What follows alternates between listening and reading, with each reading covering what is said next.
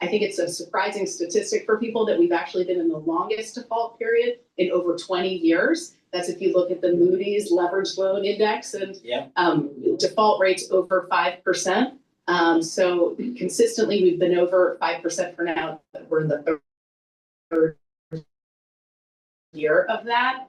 But the reason that it hasn't felt so dramatic to date is that the nature of the defaults, as I said, have been soft. I think we're going to be seeing another of this where they've increasingly become hard defaults, where private equity firms are more resigned to hand the keys over to creditors.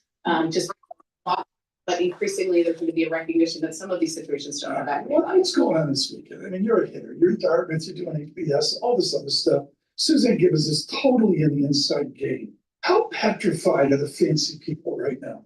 I would say, I mean, for us, we're opportunistic credit investors, so this is a no, really you're good an opportunity. You're totally an appropriate beast. The smooth people that are always talking to me and Paul, everything's great. We just did this funding. Baloney. It's a long religious weekend. How petrified are people? So we're data oriented. We dug into the data. Obviously, direct lending is an interface market. Data oriented. What's the mood out there, Suzanne? Well, again, I would say there's certainly a lot of caution now, and everyone is, I think, feeling very selective. But I just do want to contextualize the problem because we do have a good feel for it. Having looked at leverage over 7 times, interest coverage ratios under 1.5 times, really fundamental credit metrics in the leverage loan and direct lending market. When we did that analysis, we found about a third of the market is stressed based on fundamental credit metrics. That's twice the percentage of the end of 2019. And in dollar terms, it's 3 times the amount because of the growth of the leveraged lending markets. Paul's on the phone with his broker. Yeah, it's 770 billion is what we estimated in our recent white paper. And to contextualize that, that's just in the US, and the dedicated opportunistic credit capital globally is 640 billion. Right. So it's an interesting setup. But then I see KKR just today raised approximately $23 billion for its latest America's Buyout Fund, North America Fund 14, which beat its $20 billion target. So that tells me, and the market's like, I'm okay with this. Go out and spend it. What's the difference? But isn't buyouts different than? Well, you got to fund it with credit somewhere. I mean, that's the equity piece. Got to go get the debt piece to go buy company XYZ. Does a KKR number in the fundraise surprise you at all? How successful they were? So there's still plenty of dry powder in both direct lending, private credit, and in private equity. I think that's been part of the problem and how we got here. There's been increased competition. So we've had higher valuations for companies, again, over this period since really starting in 2016, more debt. What we've observed is the underwriting standards have gotten looser as a result of all of that capital, starting with private equity, going into private credit. One measure that we actually look at to contextualize that is just how earnings are measured. And so we think the leverage in the system is actually higher than people appreciate. Depreciation. Not so much the depreciation, it's the add backs to. Okay. So a lot of times when lenders are underwriting, they'll be willing to add back for cost savings or synergies. That makes what is an LTV of 40%. That they're underwriting against, that they think they're underwriting against, more often look like 60% on more conservative earnings. You're getting a fabulous inside baseball into the adult conversation and all this creative finance across this nation and worldwide. The news flow is exhausting, extraordinary. Ed Ludlow to join us here in a bit on this historic day for astronomy and spaceflight in America. Right now, a gift to us. Olivia Fischler with us.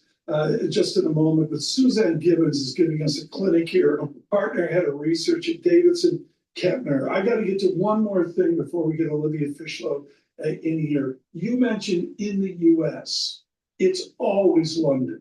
It's always somebody at the Dorchester Hotel with an umbrella and a cocktail. Does this transfer over to London, the city, and the United Kingdom? So we actually think this, what we would call private equity dislocation and how it's flowing through the credit markets, is more of a US problem. If you just look at dedicated private equity capital. Hello, my name is DrPaulCottrell, and we are live streaming on YouTube today. Thank you for joining. I greatly appreciate it. Please share the links and ask your social media to follow me. Make sure you click the notification button and make sure you subscribe to all the different channels that I have: YouTube, Brighteon, Bitchute, and Rumble. You can watch live streams on my website, archive material for the audio podcast on Podomatic, and Apple Podcast are another modalities that you can listen to my work. You can also follow me on TikTok, X, and GETTR. Thank you for joining. I greatly appreciate it. All the links are in the description of this video and all my videos. Today is going to be a big move in the oil markets because of what Trump said last night at 9 o'clock. He basically stated that the war is going to continue. There's going to be some negotiations, but the war is going to continue. And he thinks that it'll end in 2 to 3 weeks. Oil for WTI spiked before trading session begins. It spiked as high as 114 and went back down a little bit. Currently, it is at 113.20 for WTI. Now, that's a big move in such a short amount of time. So there's going to be some wild swings in the energy sector today. In addition, the equity market is down for the S&P 500 by 102 points. So right now, the futures for the S&P 500 before it opens is at 6,516. I still have a year-end target of 7,400 for the S&P 500 or 7,800, somewhere in there.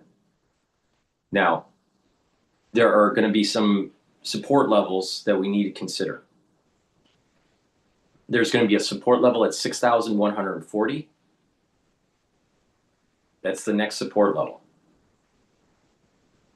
Now, the resistance level for near term is going to be 6,600.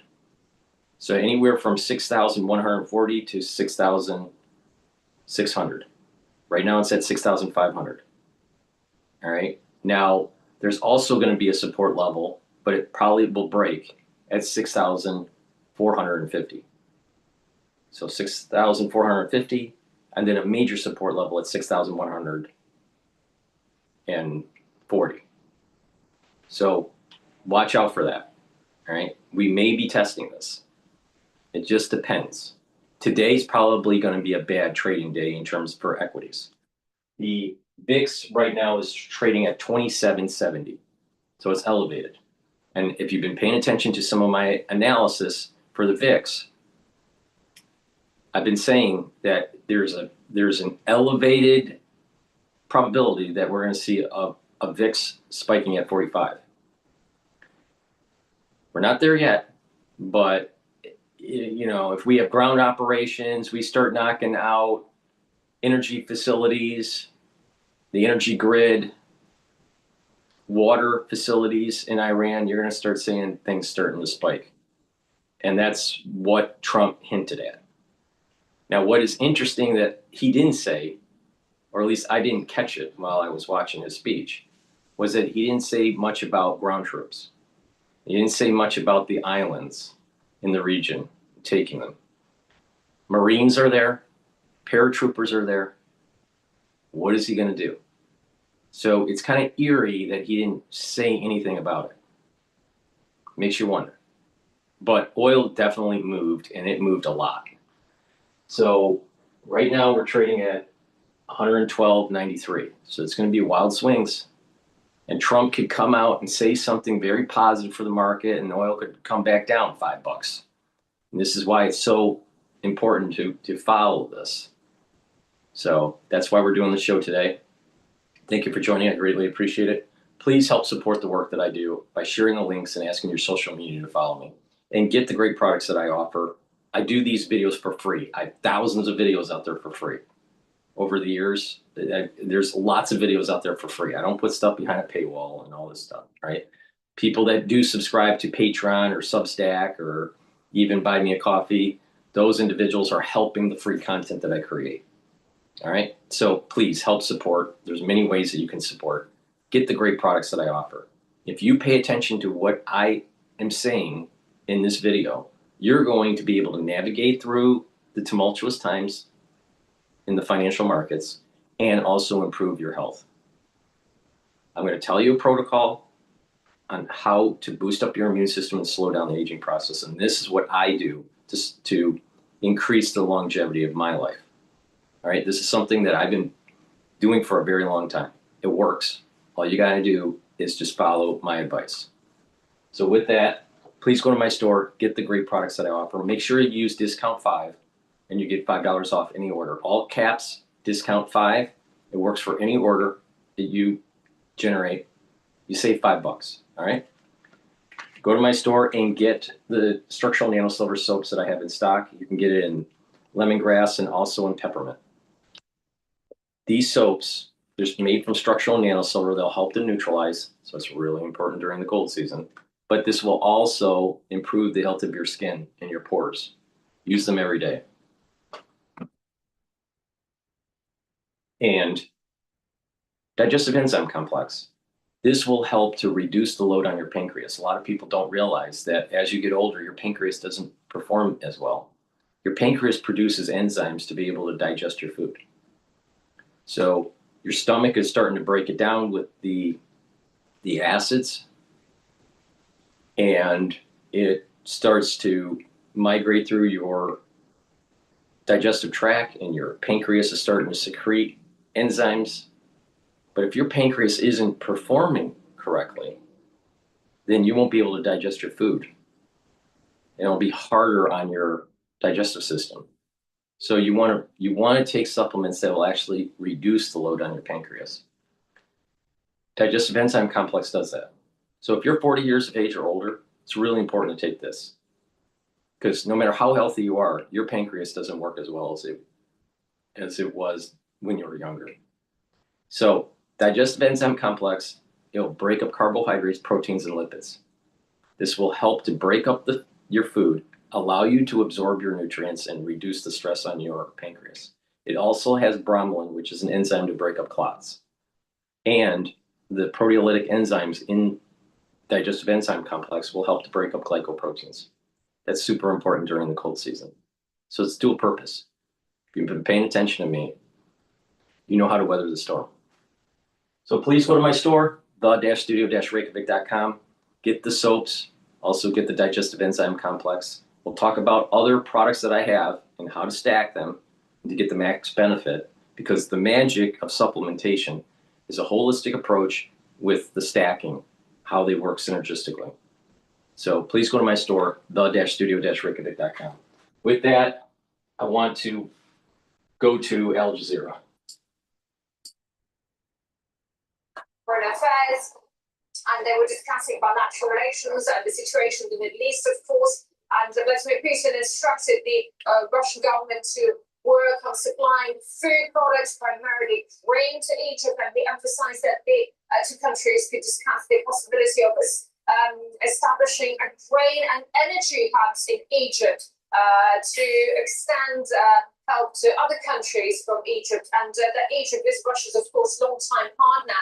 Last year, Moscow supplied Egypt with good amounts of grain. Egypt supplied Russia with fruit and vegetables in return. Several months ago, at a meeting in Cairo, Egypt, and not just Egypt, but a number of other African countries, as well as Russia, agreed to create an independent financial, logistics, and interbank chains to protect their partnership from Western sanctions. And African foreign ministries were expressing their readiness to cooperate with Russia despite the Western sanctions against Moscow. And they were ready to accept investments from Russia in all spheres of the economy. And there were many who expected Russia's assistance. And because of what is happening in the Middle East, there's going to be shortages of oil and natural gas in certain regions of the world, especially in Asia.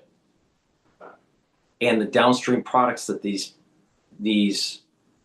feedstocks provide. All right. Some of these downstream products are petrochemical products, plastics, gasoline, diesel, right? So you're going to have a lot of shortages that are taking place in certain areas of the country. And because there are certain areas of the world and certain countries will be affected, the overall price for feedstocks like crude oil and natural gas are going to go up, but also the downstream products like gasoline. So those are going to elevate. In addition, it's going to affect agriculture because you need the ingredients to create fertilizers. Well, in many parts of the world, planting season is starting. So this is going to affect crop yields. So like I've been saying before, the world is getting a curse.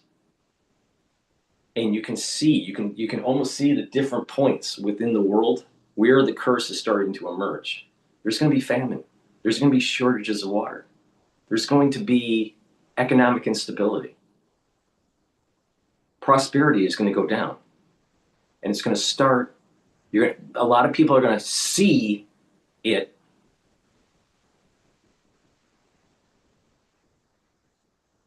September 11th, 2026, all the way through October, the first or second week of October of 2027.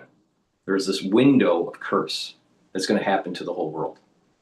And the things that are happening right now are slowly emerging to these multiple pressure points in society: economics, agriculture, political instability, transportation, supply chains, all these things. It's starting to emerge. It's starting to build up.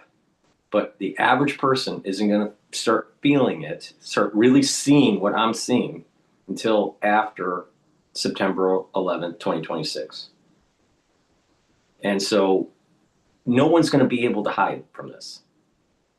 Everyone's going to be affected somehow, some way.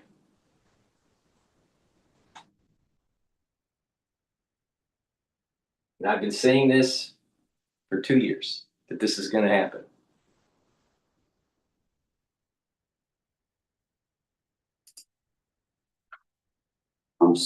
Agenda. But that so far is not the unified and the public position of the Gulf states. Okay, it was interesting, wasn't it? I was reading this morning that somebody described Trump's speeches by saying defeat has never sounded so victorious. But on the other hand, it is true that the US military assault has been successful. It's just what it yields and what it leads to is the thing, isn't it? I think to some extent they have been successful, and they can't but be successful given the advanced technology the United States has then, and the ability to hit hard, which although our colleagues in Iran would deny, but the reality is that they have been hit hard. Now the problem is in terms of who can blink first and who has the stamina to sustain the war longer. We now understand that the United States is in trouble. In terms of continuing the war, both internally there's a pressure, globally there's a pressure. In terms of supply chain, it's becoming problematic to manufacture the sophisticated weapons in mass. It's problematic to finance them. All of that is not an issue that Iran has to worry about. The Iranians are there, they just need to dig in and wait for things to happen. The real issue, I think, also is in relation to how the rest of the world going to react to this and how much they can tolerate. Now, I don't know if this is an accidental print, but Brent crude is trading at 109. NYMEX WTI is trading at 113. That's almost net. That doesn't happen. Brent always trades higher. All right. So now it's an inverse spread. Normally there's a $4 spread between Brent minus WTI. Now it's inverted. It's inverted. That's a sign that a system, when something changes from the normal correlations, the normal movement of things in a complex system, and something like reverses, that's a sign of a chaotic event that's building up. It's all chaos theory. I always keep on going back to chaos theory.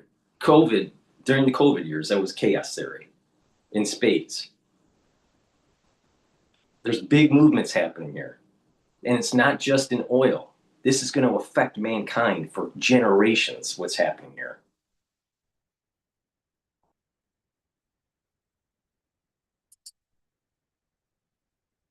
Okay, let me come to that in a second. Hannah Rose, I just want to bring you in on this question of mediation, which is, without doubt, absolutely required. And Russia now saying it wants to help to bring a swift end to the conflict. And it transpires that President Putin has been speaking to the Saudis. How do you view that? Is this something you welcome? End of fire, end of war is something that everyone would welcome, but the conditions and the situation with end of fire would be important.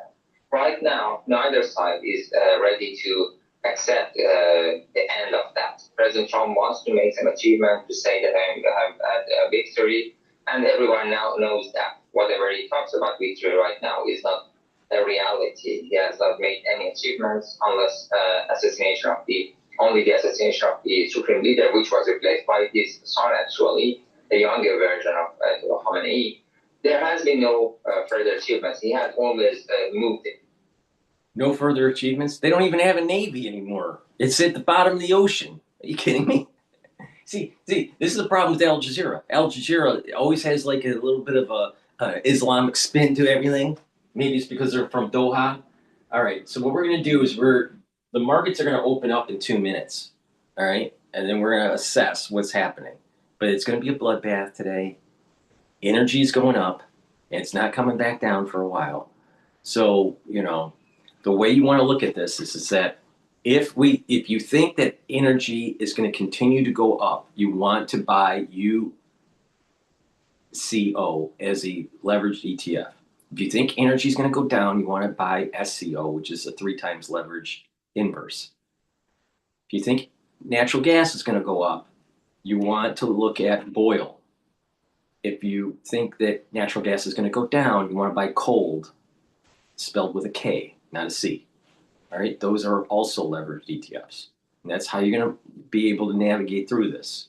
All right, but it trading at 113, 114 for WTI and being negatively spread to Brent, where WTI is higher than Brent, the chances of WTI coming back down before the end of the contract is pretty high. Now, the end of the contract is going to be, around the 3rd week of this month, all right? Which is approximately what Trump said when the war is going to end, or when, major operations are going to end, all right? The question is, what's going to happen with the actual ground troops? We don't know. He didn't say. That's the real strange thing about this. But in about 1 minute, we're going to start hearing the markets open here. So let's just listen into Bloomberg. You'll stay with us as well, but the bottom line is, going to Robert Gordon at Northwestern, supply shock is something that's understudied. I mean, there's all this other industry, and quickly here, man, I got to get the market open. But I mean, Gordon's supply shock is what we're talking about, right? That's exactly right. And it's just, you can't change things that fast. People are like, well, you can just alternate or do this. The infrastructure that has been taken offline will take years to recover. And so this isn't a flip of a switch to get it better. I got to read up. I mean, Miskin's on. He forces me to read up on him. Sure. I hate him. We'll come back with Matt Miskin and Ken Hancock here in a moment. What do? We dash to Alexis Christophorous. And the sell-off right out of the gate is a deep one after President Trump rattled markets following his speech last night that offered no clear timeline for ending the war with Iran. S&P 500 down 79 points out of the gate. Dow Jones Industrial Average down more than 600 points, 45,962 the level. NASDAQ Composite down about 360 or 21,486. Russell 2000 down 43 points, a loss there of nearly 2%. Meantime, Brent crude up 7.5%, 108.89 the barrel. WTI crude up 12% at 112.34 the barrel. Bloomberg Dollar Spot Index 1216.91. Bitcoin down 3% at 66,140. 10-year yield 4.33%. Spot gold down more than 3% at 46.01. That's your Bloomberg opening bell report. Tom and Paul. We say good morning. Thank you, Alexis. Across the all right, we still have that negative spread between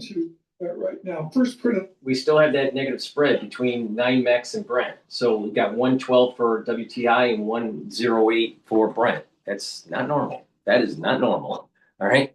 So, all right. So with the S&P 500, with it opening at 6,496, there's a support level. It's not that strong, but there's going to be a support level at 6,450.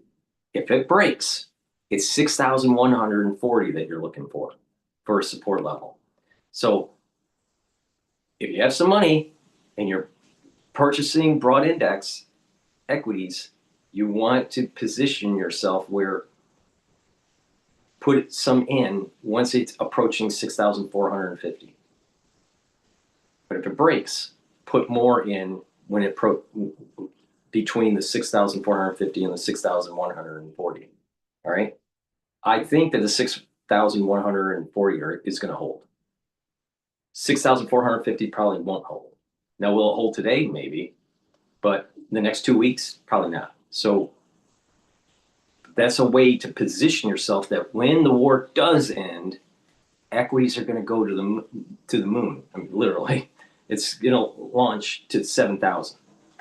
Now, with oil, it's trading at $112.40, and VIX is at 27 right now. Currency markets are stable.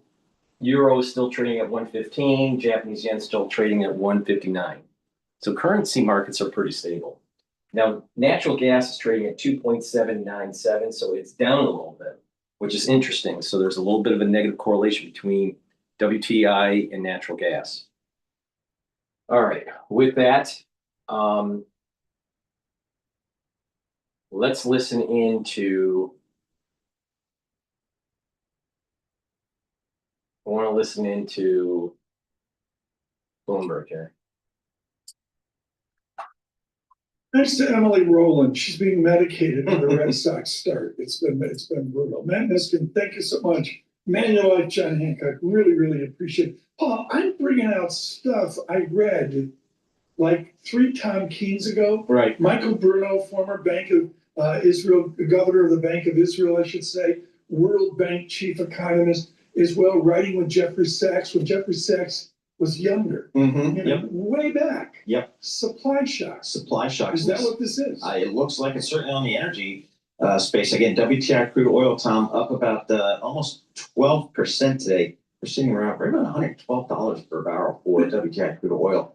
That's a shock to the system. And there was the UAE headline when we started the show 17 hours ago. I'm bringing up the T Live right now, folks, just to look at the different sense of it here. And here's some bombing here in Israel. Yep. And Gomer Montavani very busy this morning. Jared Doyle out of Dublin really writing it up nicely. He's got that headline: oil hits 110 and diesel tops 200. Yeah. As Trump threatens escalation. Thank you to Jared Doyle in Dublin, to Carla Kenevet in Dubai as well. T Live, that's on the term. All right, let's position over to Al Jazeera. But before I do, please go to my store, the-studio-reykjavik.com. Boost your innate immune system by taking this protocol here. You can take the cleanse, which is 30 parts per million, or max 35, which is 35 parts per million, or max 14, that's 14 parts per million. They're at different price points, but you take them the same way. Teaspoon a day, every day, swish in your mouth, gargle about 20 seconds, and then swallow it. What this will do is improve your oral cavity, your oral pharynx, help to maintain your mucosal barrier, help the health of your epithelial cells, and boost up your immune system. It will neutralize. That's why you take it. And when you're neutralizing, that's really important during the cold season. But you should be doing this every day to improve your oral cavity, to boost up that immune system, but also you're helping your cardiovascular system. A lot of people don't realize good oral hygiene also helps cardiovascular health. So please go to my store, the-studio-reykjavik.com. Get the cleanse, max 35 or max 14. Take a teaspoon a day, every day. If you're not feeling well, or if someone around you is not feeling well because of the cold season, take a tablespoon or 2 a day. and then go back to your maintenance dose once everything's all clear. But you do this every day. That's the key here. And you're going to boost up your immune system. I've been doing this for 6 years, every day. Please go to my store, the-studio-reykjavik.com. Make sure you use discount 5. I want you to save money.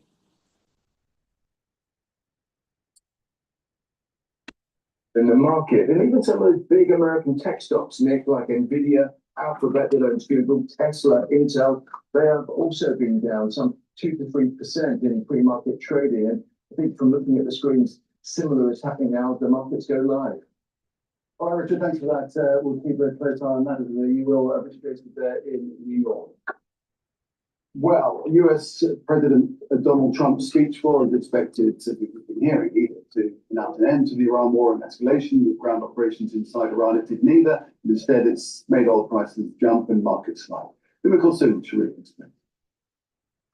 President Trump has downplayed the United States' reliance on the Strait of Hormuz, one of the world's most important waterways. Now, Iran's near closure of it in the past month has led to the largest global energy market disruptions in decades. Now, President Trump says the U.S. imports almost no oil from here and won't be taking any in the future.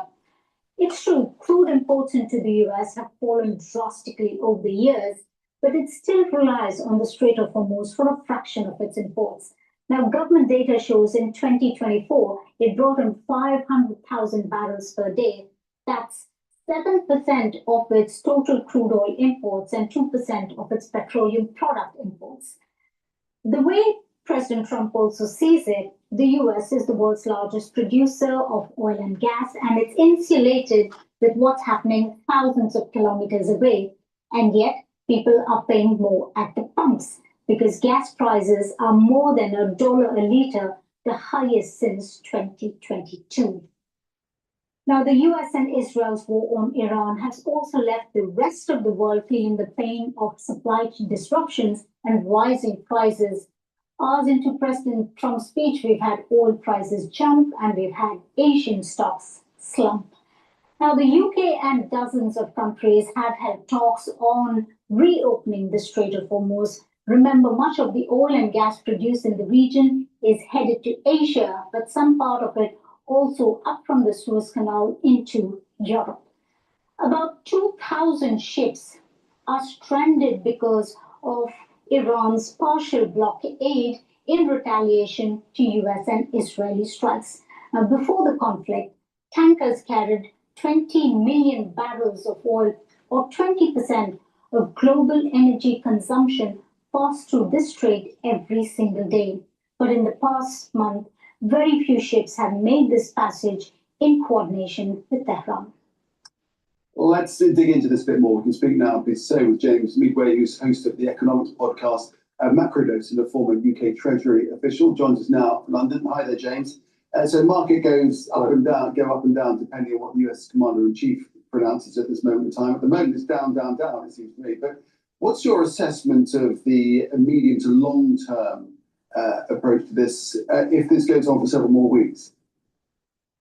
Well, this is, I think, the reaction of the markets spoke volumes in this case, because Donald Trump didn't really say anything. In his 17 or so minutes he was talking, a lot of belligerence, some threats, some backtracking, some suggestions of terrible new things happen, but nothing that sounded like, and this is what people will be looking for, nothing that sounded like a resolution to this. The promise of a resolution in 2-3 weeks in its usual time frame, but nothing concrete. And that is what is causing this level of fear, because the disruption that we've seen over the last it's now just over a month with the Strait of Hormuz being closed, is starting to ripple out beyond Asia, which has already been very significantly hit by that disruption to oil and gas supplies, and now really rolling into Europe. We've seen the first country there, Slovenia in southeastern Europe, impose oil and fuel rationing on motorists. You can only take a certain amount to the petrol station when you go to fill your car up in the country now, and warnings from the EU that people will have to start thinking about driving less and this sort of thing. So that ripple effect is starting to play out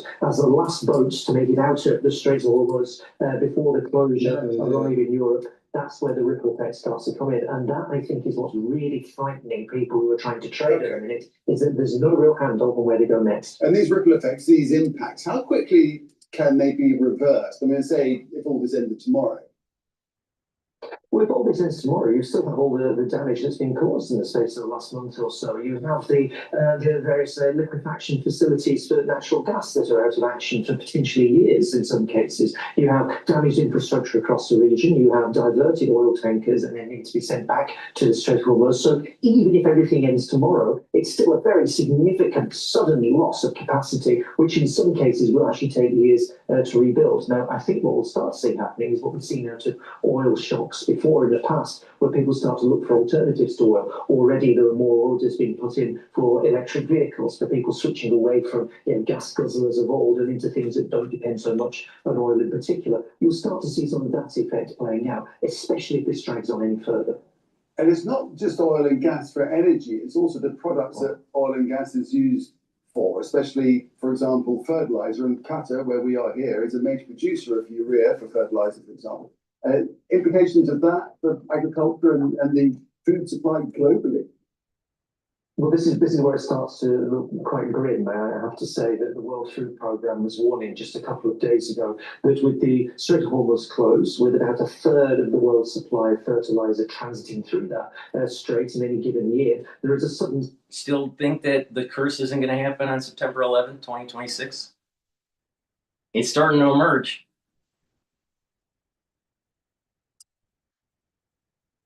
So what you're looking at here is the fertilizer price spike makes it more expensive for farmers. That means they use less. That means you get less food. And that means, as the World Food Programme is now warning, the consequences of global hunger and malnutrition across the world, particularly in the global south, particularly in the poorer parts of the world, could be really devastating.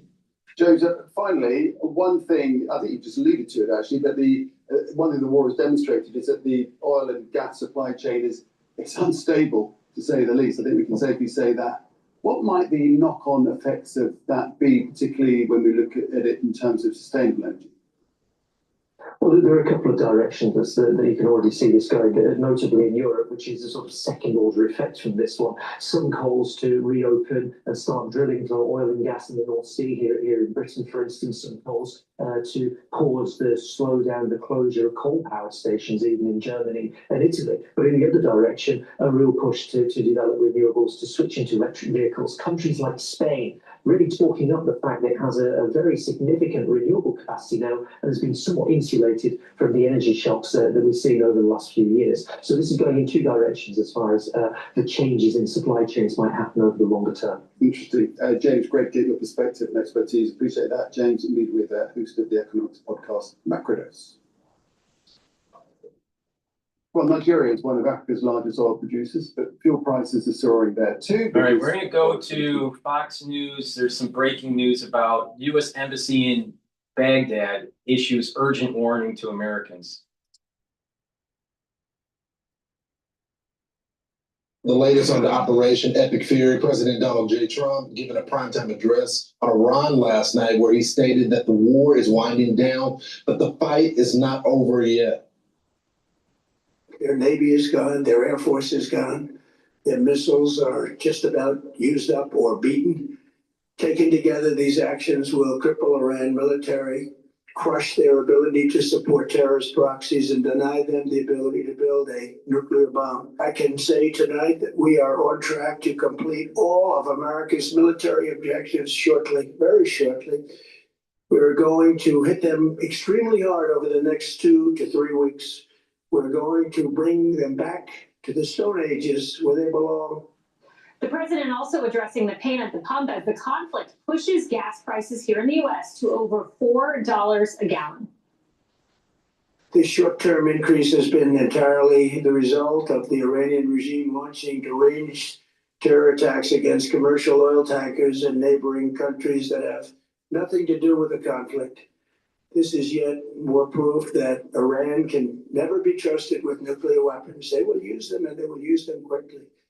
It would lead to decades of extortion, economic pain, and instability worse than we can ever imagine. The United States has never been better prepared economically to confront this threat. So the commander-in-chief also calling on other countries to step up to help secure the Strait of Hormuz and says, we don't need it. The United States imports almost no oil through the Hormuz Strait, and won't be taking any in the future. We don't need it. We haven't needed it, and we don't need it.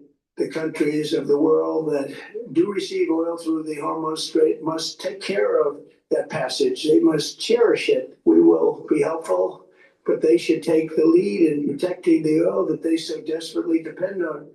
Oh, now let's get right to the action. Jonathan Hunt is live in Tel Aviv as Iran fires one of their largest missile barrages in weeks as Israelis observe Passover. Jonathan. Brian, good morning to you. Israeli officials had warned that Iran might indeed step up its barrage against Israel in the run-up to the Passover holiday, which is now underway. And Iran followed through on that, sending missile after missile throughout the day on Wednesday and again overnight. Missiles raining down on Tel Aviv and other areas across the country. On some of the strikes on Wednesday, there was some significant damage done in central Israel. There were dozens of people injured, including one 11-year-old girl who yesterday at least was listed as in critical condition. We are awaiting an update on her condition today. And as Iranian proxies across the region continue to join the fight, the U.S. Embassy in Baghdad, Iraq, is now urging U.S. citizens to leave that country, saying, quote, they may intend to target U.S. citizens, businesses, universities, diplomatic facilities, energy infrastructure, hotels, airports, and other locations perceived to be associated with the United States, as well as Iraqi institutions and civilian targets. Terrorist militias have targeted Americans for kidnapping. U.S. citizens should leave Iraq now. And as President Trump says the bombardment of Iran will go on for another 2 to 3 weeks, flames continue to burn, for instance, outside of Isfahan, Iraq. That, of course, is the site of one of Iran's major nuclear facilities. But as for the president's comments that Iran is seeking a ceasefire, those have been shot down by Iranian officials.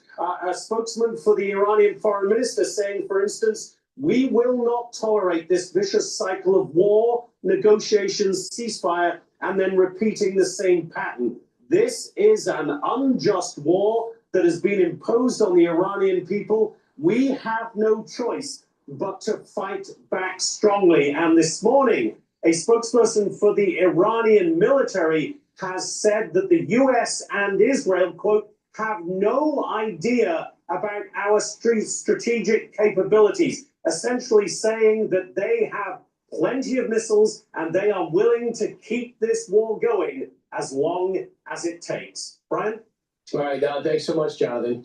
So we'll see. The President of the United States gave an update saying we're basically almost running out of targets about things we want to shoot and things we want to do, as well as taking over the strait. I think the president's got two missions in mind. I think he's been given a bunch of options about taking some of the islands with the help perhaps of the UAE and reopening the strait ourselves, which has some risk. There also is a Washington Post story today that talks about how the president 2 weeks ago said, give me some ideas of what a mission would look like to go get the uranium. So it would be heavy equipment, it would be digging down, it'll be more difficult than Venezuela, more difficult than getting bin Laden. It would take more time. You have to set up almost a mini city and a base in order to dig this out. But is it worth it to get the 460 kilograms out of the ground? The most important two words that President Trump said last night, and people need to understand, to your point, Brian, is nuclear shield. Okay, if Iran is able to get a nuclear weapon, they have a nuclear shield. In the same way, Kim Jong-un has a nuclear shield. Any basic international relations course tells you about mutually assured destruction. Two nuclear powers do not attack one another. And it all rests on the basis of rational actors. Iran is not rational. They are a tyrannical regime, and not just that, an ideological regime motivated by religious fanaticism. They cannot get their hands on a nuclear weapon. And President Trump is the first president to do what Bill Clinton said and George Bush said, and every president before him has said, Iran cannot have a nuclear weapon. They cannot have a nuclear shield. So, Kayla, you're exactly right. And the reaction to the speech yesterday was mixed. And I think people haven't quite gotten, I know we've had Donald Trump for 11 years now on the political circuit, but they don't understand strategy-wise of how he operates. Number one, if you're expecting something new as it relates to military strategy, you're never going to get the military strategy at all. You will get bullet points, but that's about it. He's not going to telegraph what he's going to do. He likes to get the enemy by surprise. And the media should also, especially since they've been taking most of the propaganda from Iran, realize that you're a tool for the president. He's using you to telegraph different things that he may or may not do to keep the Iranians guessing. But many people on the circuit in the late shows last night were expecting something different from the president. This was their reaction.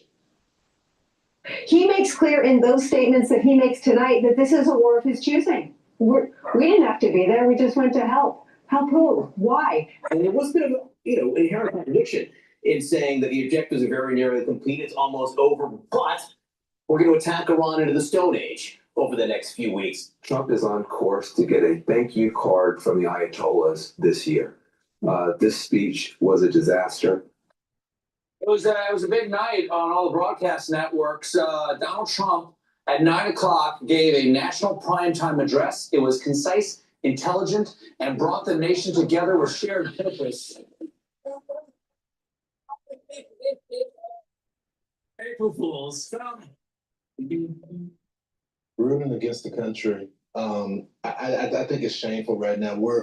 The president doesn't deserve some credibility. He earned the credibility. We've had several military operations where we got in and got out. Seamless, no casualties at the time. Some of our troops got injured, but they were flawless in a sense. And so now we have the big one, the big enchilada that has been a threat for 47 years. And you mean to tell me you're not going to give him any credibility on this operation? It's unbelievable. This is the commander-in-chief that killed al-Baghdadi, that killed Soleimani, that ended 2 dictatorships. Do we not remember Venezuela? He has earned, to your exact point, the trust of the American people.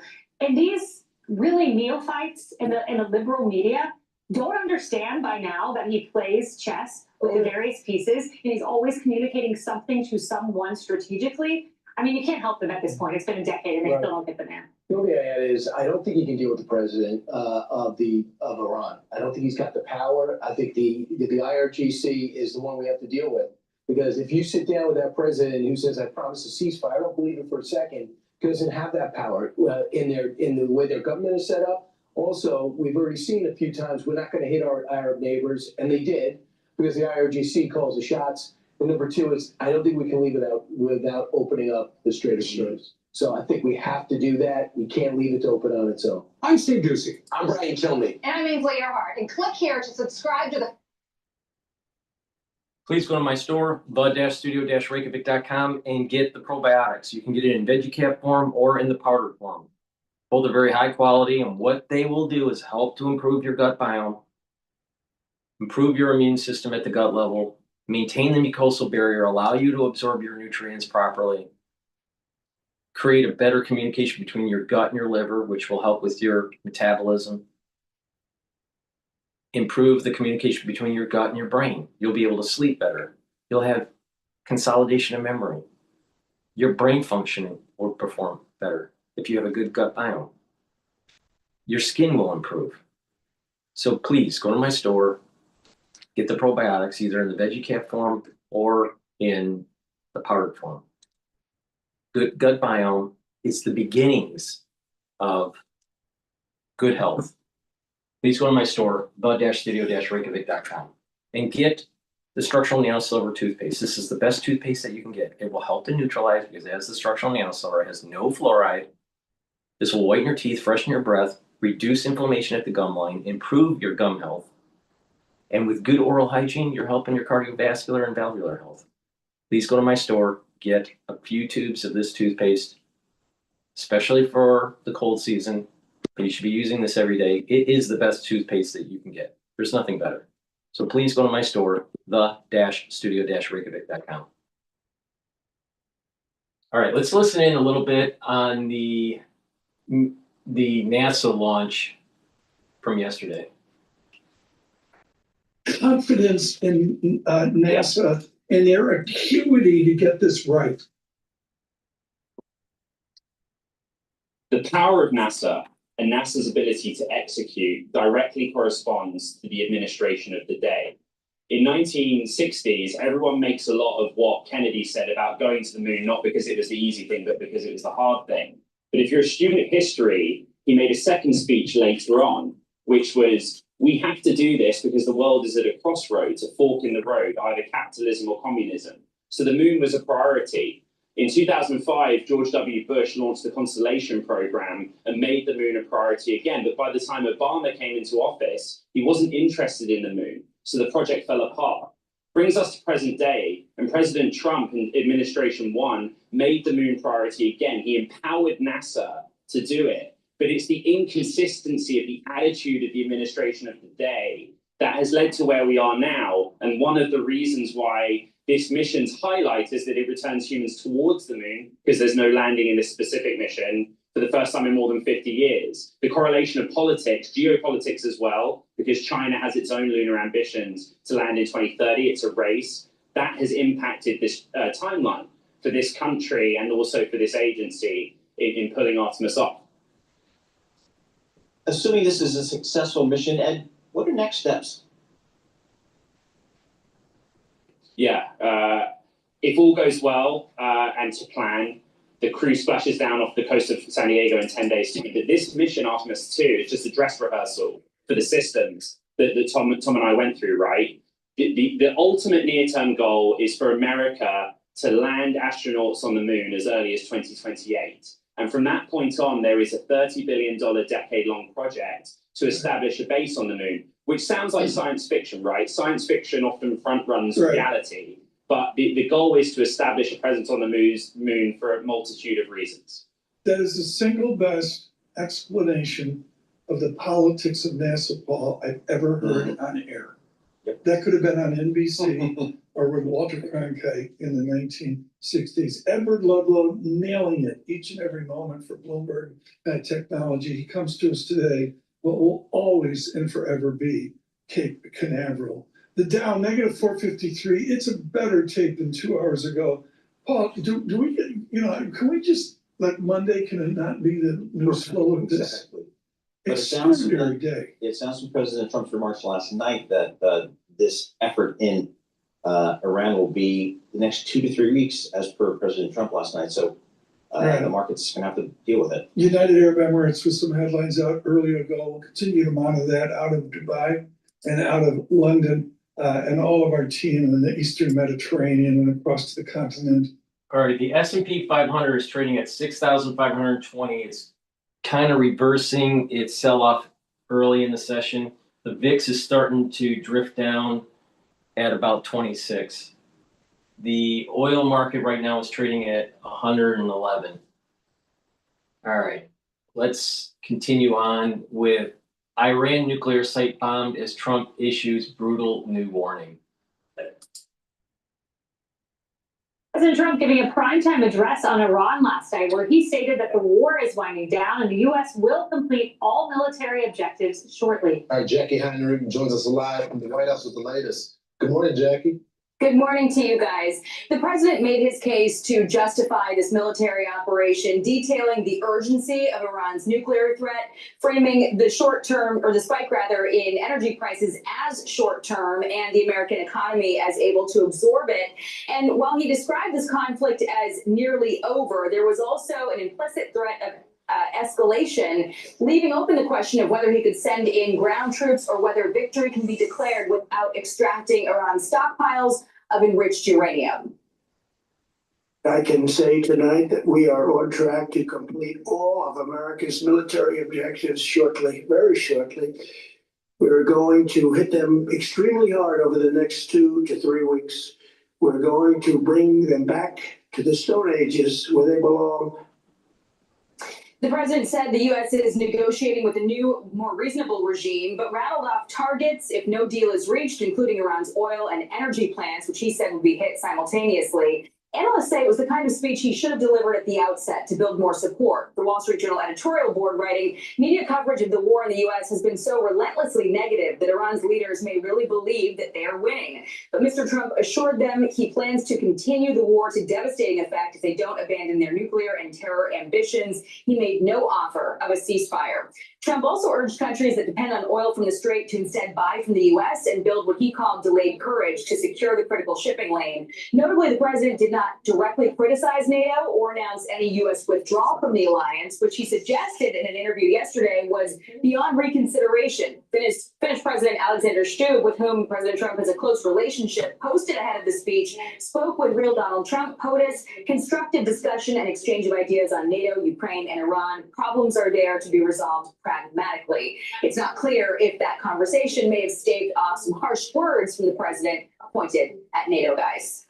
Yeah, and meanwhile, Jackie, Italy says you can't use our air bases. Spain says you can't use our air bases. Macron says militarily we're not going to be victorious. The UK is trying to put something together, but there's really no rally to our side in any way.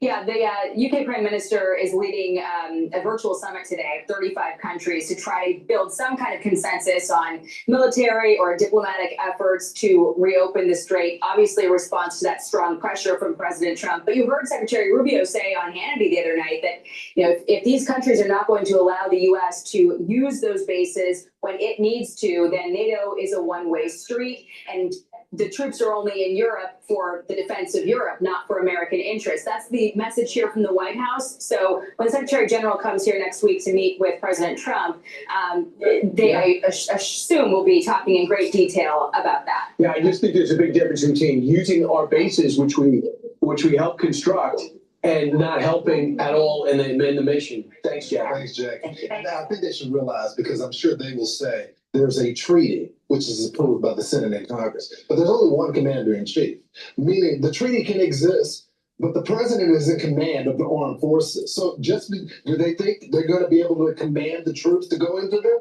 Absolutely not. So what's interesting too is that today the UAE is going to the United Nations and asking for condemnation from the Security Council for closing the strait.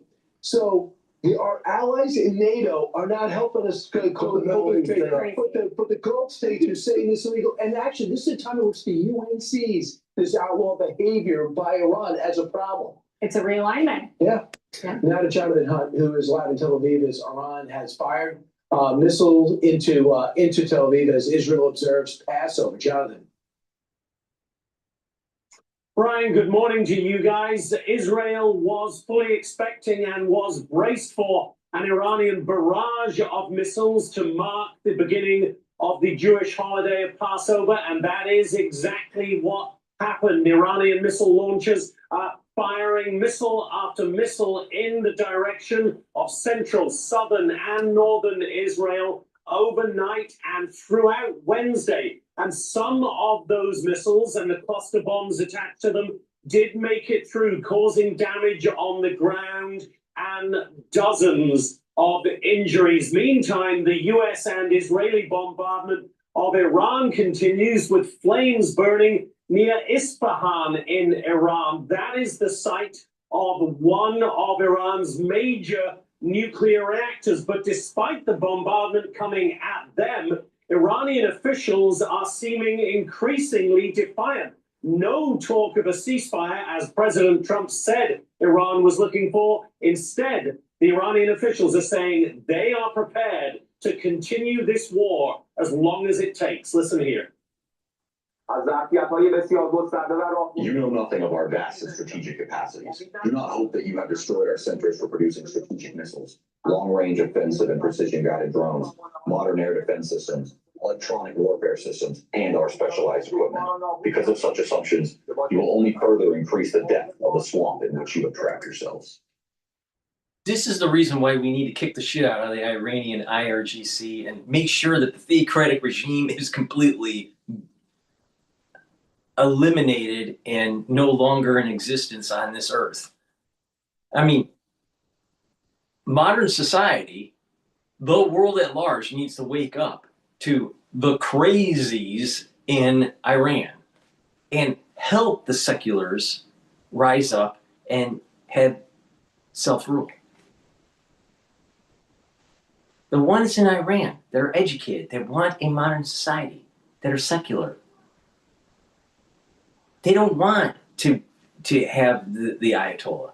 Now, they need to stand up. They need to start fighting. They need to rise up for a better life for themselves. I mean, Trump has given them so much opportunity to overthrow their government, but yet they don't. You know, that's a big problem. That's probably a bigger problem than the higher oil prices.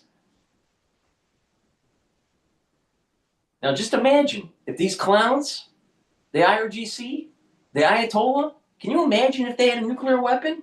What they would do? But no, you gotta, you gotta be a pacifist. America first. America first pacifist, where we don't want to have a war with Iran, even though they might have a nuclear weapon. No, we can't. We can't do that because we're America first. We only want to work on domestic issues. Well, you got to walk and chew gum at the same time in the United States. And that means you have to deal with domestic and international policy.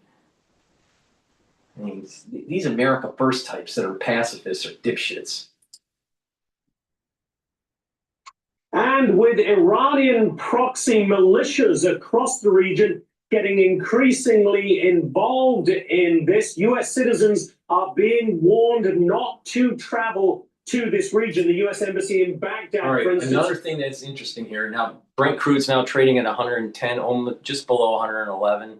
And I'm sorry, WTI is trading at just below 111. Brent is trading below NYMEX WTI.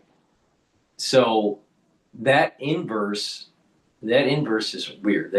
That doesn't happen. All right. So there's a high chance that we're going to start seeing that WTI starts to come in, Brent will start to rise. All right. WTI in normal situation is not higher than Brent. Right. So things are in disequilibrium because of the speech from Trump. And things are going to start slowly moving into equilibrium. So I suspect that Brent is going to go up to about 110, 111, 112. And WTI is going to come back down to about probably 105, 106.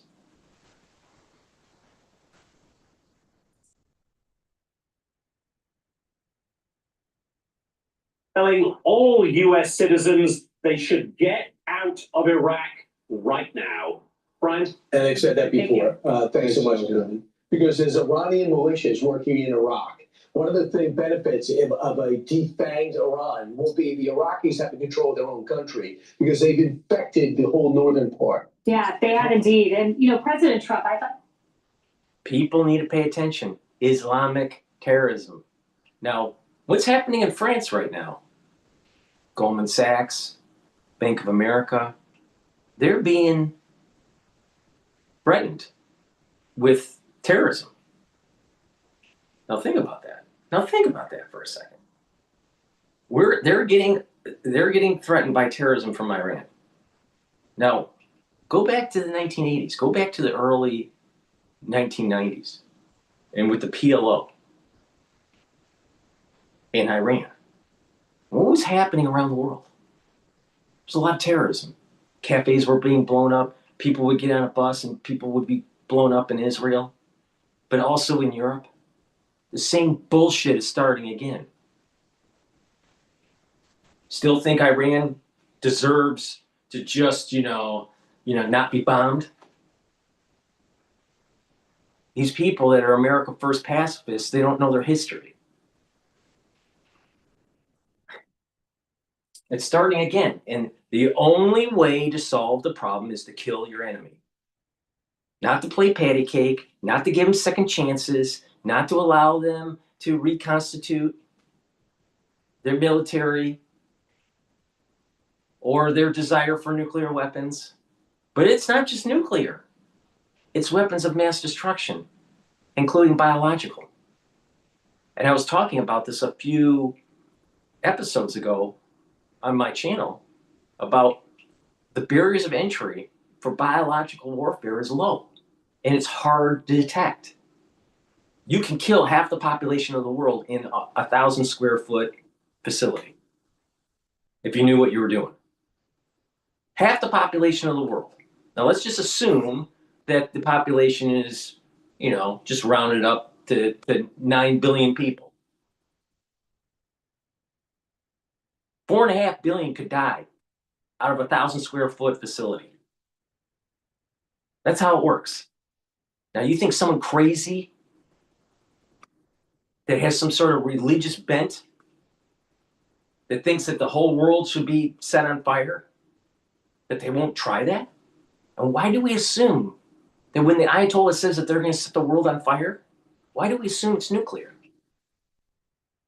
A pathogen provides a lot of heat in the form of a fever. People need to wake up. People need to wake up. But there's a curse coming because of inaction. Inaction or picking the wrong choices during the COVID years, during what happened after October 7th of 2023, and where mankind wasn't able to work together to solve the problem. There was more division between the ultra liberals and the conservatives. There was more division between the seculars within Israel and the religious. There were more division between Christians and Muslims and Jews and Christians. And there's so much infighting in the world that the whole fucking world is going to get cursed. And no one is going to have an opportunity to hide from it.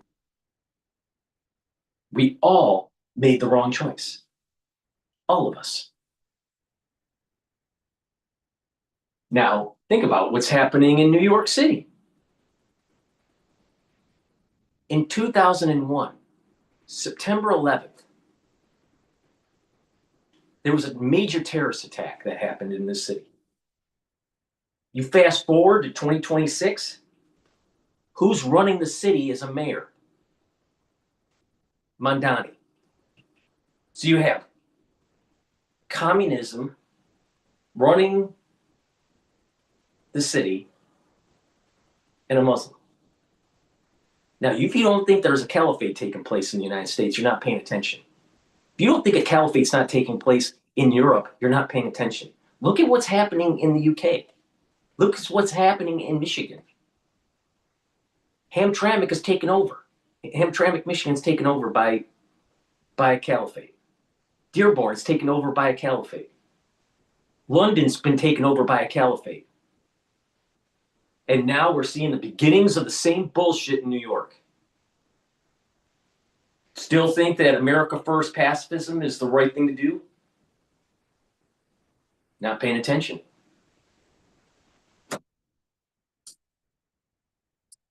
We're going to play Cash Jordan because, we need a little bit of Cash Jordan in our lives. Please go to my store, the-studio-reykjavik.com. Get the vitamin C and magnesium. This will help with your brain function so you can actually see what the hell's going on in this world. It'll help with your skin health and boost up your immune system. Magnesium and zinc will boost up your immune system and help with your brain function. Magnesium also is a major supplement that you should be taking to increase the efficacy of vitamin D3. You can stack these together or take them separately, but you should be taking it every day to boost up your immune system and help with your brain function. Because there's an awful lot of people that don't know how to think.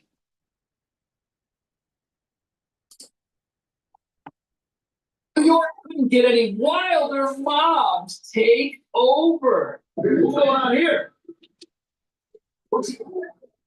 Why does he just use the door if he wants to get inside McDonald's?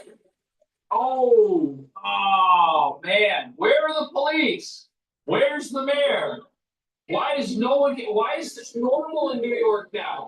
People just destroying things. Meanwhile, we got brawls breaking out. After the school bells rang, punches were thrown outside of McDonald's in West Farms. The fight, broadcasted live on the Citizen app, shows the crowd of teenagers pouring into the intersection, blocking traffic along East Tremont Avenue, where the brawl escalated. only to end with an ambulance flashing its. Still think that society isn't going to get cursed on 9/11/2026 to October of 2027? Still think that? I'm not wrong. I'm not wrong.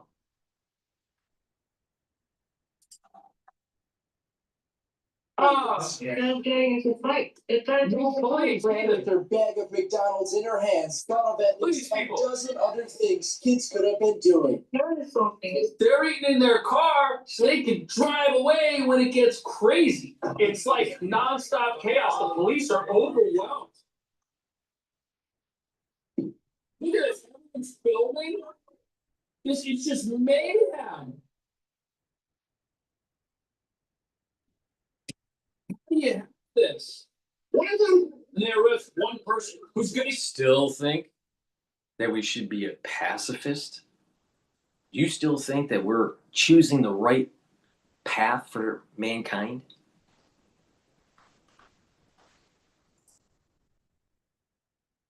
police because our laws here don't put people in jail for something that doesn't involve a dangerous item.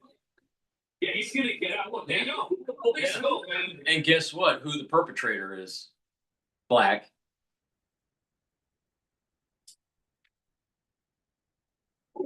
They know. He's not even repentant.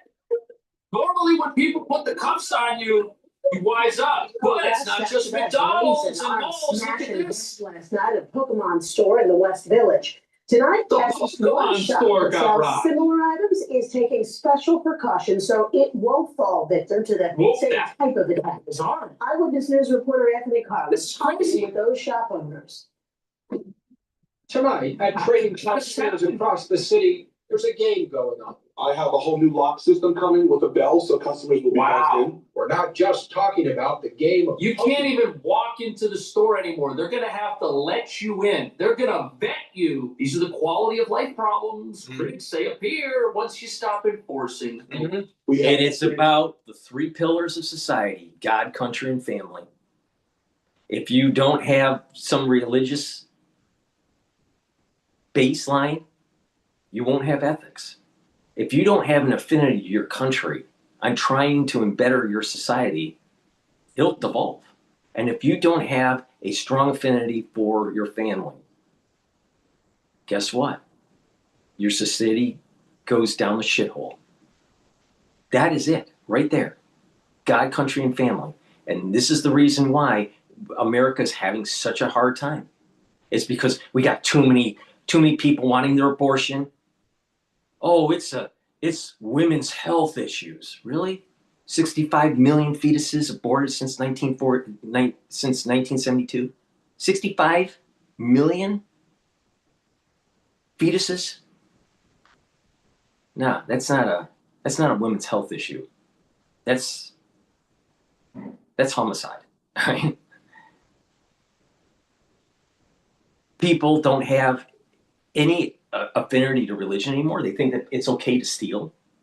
It's okay to take people's property away. Well, Mondani thinks it's okay because he doesn't even believe in the Enlightenment.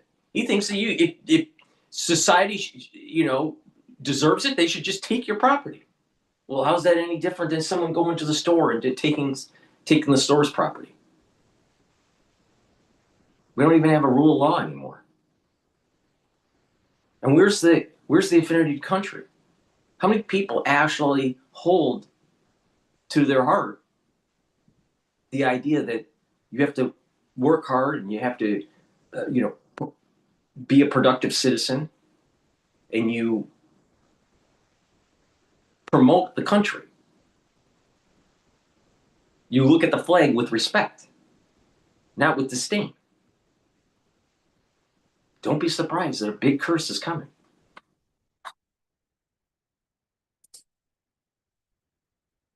Security cameras coming that will be connected directly to the police department. But the game of outsmarting thieves. See, Pokemon players still gotta catch them all. Yeah. Including Pikachu. Pikachu. Police tonight have to catch the rabbit. That was for Pikachu. Look at this. Broke the glass to steal pricey Pokemon cards at a store in Manhattan one day night. Hey, yeah. No God, country, and family. This is what happens when you have a liberal society devolving into chaos.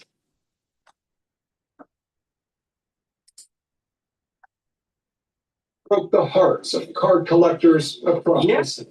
From one business owner to the Pokey Court, we feel for you. Eric and These his wife guys are Jessie next, own man. E&J Boutique in Diker. I'm scared. Doing a number of things differently to avoid carrying high-value Pokemon cards, including. Look, these stores are defenseless. We do not have enough police. We have a shortage of about 10,000 officers. We're rolling out a new Department of Community Safety, which is supposed to deal with a lot of the crime on the streets, which isn't going to be cops. Stores are sitting ducks, and they all know it. Not buying back from the public anymore. Never again. Not with Pokemon. But sports cards? Absolutely. Look, that's kind of sad that it's come to this. Of course it is. It's more than sad. It's disgusting, and it's not good for the community. I want to keep doing it, but it's not worth the risk to my customers, to my employees, to my wife, to my business, and also to the neighborhood. What happens if guys were to come in here with guns and run around the neighborhood and rob people? Nobody needs that. The robbers pointed guns in people's faces during the stick-up in the meatpacking district, stealing more than $100,000 of $100,000 was big news in the Pokemon community. So much so that customers started sharing information about the kind of cards being targeted. E&J received this information showing that a high-value encased card was on the list. Wow. They immediately removed those kinds of cards off their shelves. They had a $60,000 card, I believe, stolen from them. A $60,000 piece of data. Specify in detail, stolen cards can be tracked. My wife has been looking all day on eBay, on whatnot, on all these different apps, because let's put it this way. They shouldn't have to do that. The victims of a crime shouldn't have to go out and hunt down the criminals themselves. That's why we got a crime problem here. This fight outside the McDonald's is the latest incident involving teens after school, some of them taking a more violent turn. Just last week, Why? It's not just teens. What kind of teen? Public school, heavily as a population within the student body, Black.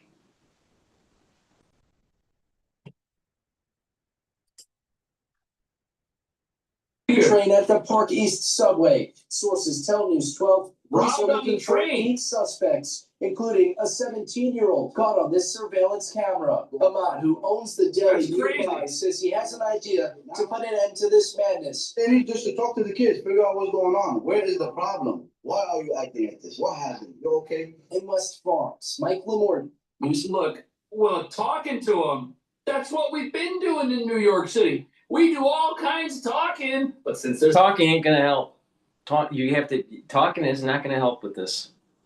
They've lost the pillars of society. They don't have God, country, and family.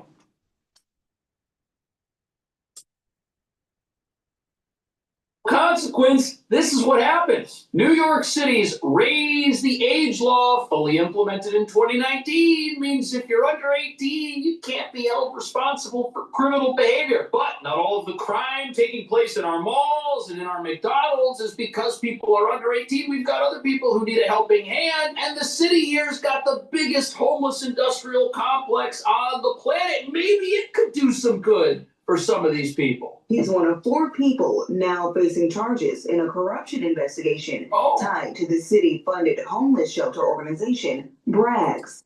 Great. Prosecutors say Corruption in homeless shelters?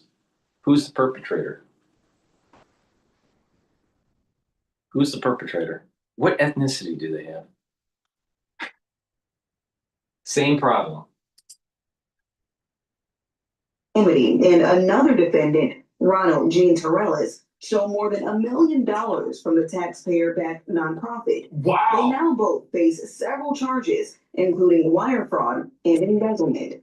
The indictment was filed Tuesday, drawing swift reaction from Mayor Zoran Mamdani. We'll definitely be looking into these because any allegation, especially if it's being substantiated, of improper action and behavior is one that has to be followed up on. Prosecutors say the shelter. So now the mayor mayor's getting tough on crime after saying he wants to have fewer police, after saying he doesn't want to do any more sweeps to get people off the street who don't even know that they're living on the street. Now, when people rob the city, now he's upset because that was government money, you see. The leaders steered contracts worth millions of dollars to favored vendors controlled by Eduardo St. Fort and Miguel Jorge in exchange for bribes and kickbacks. Jorge was also arraigned Tuesday. St. Fort will be arraigned at a later date. Both face program bribery and related charges. The indictment comes as investigators also probe whether City Council member Farrah Lewis and her sister Debbie Lewis, an aide to Governor Kathy Hochul, accepted bribes. What ethnicity? Oh, black.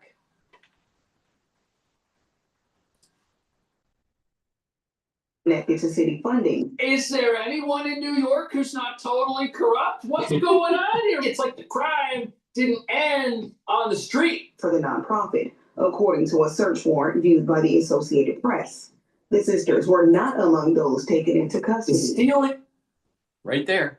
Right there. That's America for you. They're fleecing America. Please go to my store, the-studio-reykjavik.com. Take my advice. Get the products that I offer. Slow down the aging process. And look at this from a holistic point of view. Proper diet, exercise, proper sleep. Do some resistance training and some cardio training. Stretching and balancing will help with the cerebellum. Mindfulness, some spirituality. And when you do this and you're feeling more positive about life, you'll actually strengthen those pillars. You'll be strengthening the pillars of God, country, and family. When you feel that your life is a shithole, why would you strengthen the pillars? We, as a society, need to push back on this kind of behavior. Now, not all people that are black act this way. But I don't hear too many people that are black pushing back and saying this is wrong. I don't hear it. Now, maybe it's out there, but I don't hear it. We as a society collectively that want a better society, that want an intelligent, productive society, need to call these people off. We need to say, these individuals need to stop stealing from the public, and they need to be held accountable. But instead, the district attorney, the governors, the mayors, they sweep it under the rug saying it's okay. But just imagine if it was a different ethnicity. What if it was a white person? Do you think Mondani would be a little bit more belligerent? Probably. If you don't think that there's a war on Caucasians, you need to wake up. Because it's happening.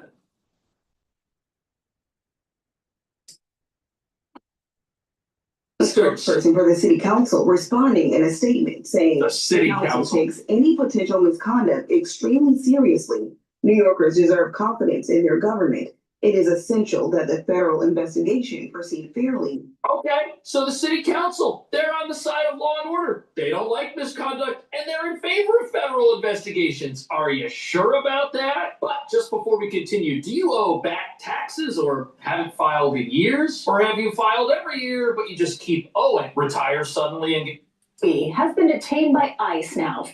bank account. Call right here, 866-686-1735. That's 866-686-1735. Or you can visit tnusa.com/cash or click the link in the description of this video. Council employee has been detained by ICE now for more than 2 months. A city council Today, employee. a judge ruled that he must be deported. They're The city council deporting speaker people that called are in the this city decision council. outrageous.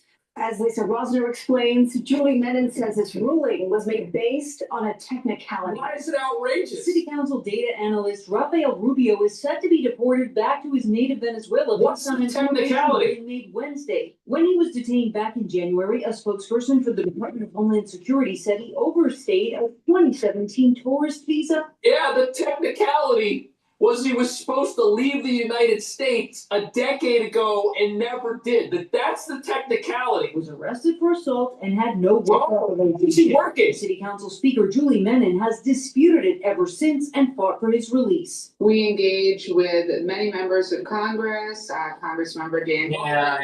You know what it is New York, again, God, country, and family. If you're not paying attention to the border laws, you're not for country. Please go to my store, the-studio-reykjavik.com. Get the structural nano silver gels. You can get it in the tube form or the quick dispenser form. Use them the same way. They're very high quality. You can use it as daily skincare. You can put it on a wound to help heal it about a third of the time quicker. And if you're not feeling well or someone around you is not feeling well during the cold season, put it on your hands, around your eyes, around your ears, around your mouth, around your nose, lightly coat your nostrils. It'll stay active for 5.5 hours and it neutralizes. That's the whole point. And guess what? You can't do that with Perel. This is dual purpose. Have some at work, have some at home. You never know when you need it. Go to my store, the-studio-reykjavik.com. Get the structural nano silver gels. Super important. Let's go back to Escape from New York. We engage with Congressman Gabrielle. These are all who Democrats. chairs the Homeland They're Security all the ones that Committee. want this guy working there. Rubio was denied bond and has remained in ICE detention in Lower Manhattan since being detained. He's been here for a decade. Immigration hearing in Bethpage, Long Island. Today, in That's immigration crazy. court, Judge Conroy deemed Raphael's asylum application "quote unquote" abandoned. I mean, if you've been here for 10 years without permission, how is your asylum application not abandoned? And you're working on the city council. This is the city council's fault. They're telling people that are in America illegally that, hey, you can come to New York. We're a sanctuary city. We'll protect you. We'll hire you. We'll do everything for you. And they do. Exactly. And this is part of the reason why New York City is a shithole. And they have a budget hole. They're in debt. They weren't providing services to real citizens of New York. They were providing it to illegal aliens. Well, now they want to raise your taxes and take your property away and do all these strange things to support illegals instead of actually supporting people that are actually here legally. But, you know, it's New York. But it's coming to a theater near you, trust me.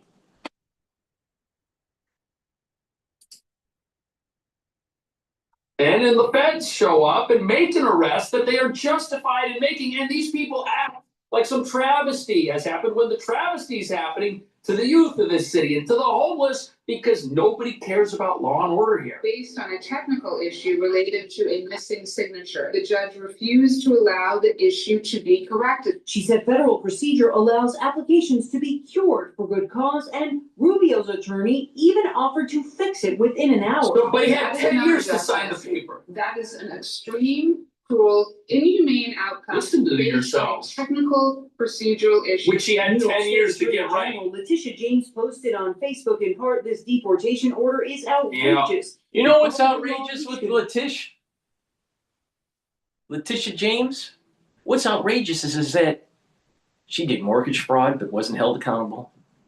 Tax fraud, wasn't held accountable. She supports Madani, which is antithetical to the Enlightenment and the actual foundation of our constitutional republic. You know, you do know that what started America was the Enlightenment. I mean, fucking A. No, he didn't because here he is. He's a city council employee and he had no work authorization and he'd been in the country illegally for a long time. You don't release people who do that unless it's your goal to protect criminals, which it looks like. And it doesn't seem like Letitia James really helps anyone that happens to be a white male or a white female. It always seems to be some sort of other nationality. You ever wonder about that? New York school. The coin toss, with many worried that it could be stolen before they even see it. New this morning, News 530 Julia. This is the neighborhood to see why this is happening. It's terrible. An exhausting workday often ends in a package scavenger hunt for Co-op City residents. Yeah. It is extremely frustrating. The Postal Service uses these boxes, but Tony Falk says other delivery services leave packages all over the lobby. A company by the name of Uni. That's normal. There's also a company by the name of GoFo. They are notorious for throwing our packages on the floor and just leaving them. Amazon is also now joining. The service marks it as Where are they delivered, supposed to but it put often gets stolen before the resident gets to pick it up, since it's not brought to each apartment. During our interview, one of those Okay, I disagree with that. Look, you've got people that are doing deliveries like this guy on the screen here, whether he brings it to the front door of the apartment and nobody's home, or leaves it in the lobby and nobody's home. If you've got criminals marauding these apartment buildings looking to steal things, those packages are going to disappear because we don't want criminals. But the packages could be stolen in front of the door of the unit. But the chances of them, especially if you have a secured building, the chances of you going up to the door and stealing it versus just going into the lobby and stealing it, well, the ones in the lobby are going to be stolen more often than the ones that are on the 17th floor. So it's better that they deliver it in front of the door of the unit instead of the lobby. They're just being lazy. But this is an issue. Goes back to what I was saying, God, country, and family. You wouldn't have people stealing your shit if they had an affinity for God, country, and family. Because they would realize, you know what? Stealing is against the 10 Commandments. All right? So that's the God pillar. What about the country pillar? Stealing can cause your society more disruption, more chaos. So you don't want to do that. And what about family? Don't you want to protect your family from this kind of social instability? If you want to have a good society for your children, would you be stealing? See? It's all about God, country, and family. The 3 pillars. That's the answer.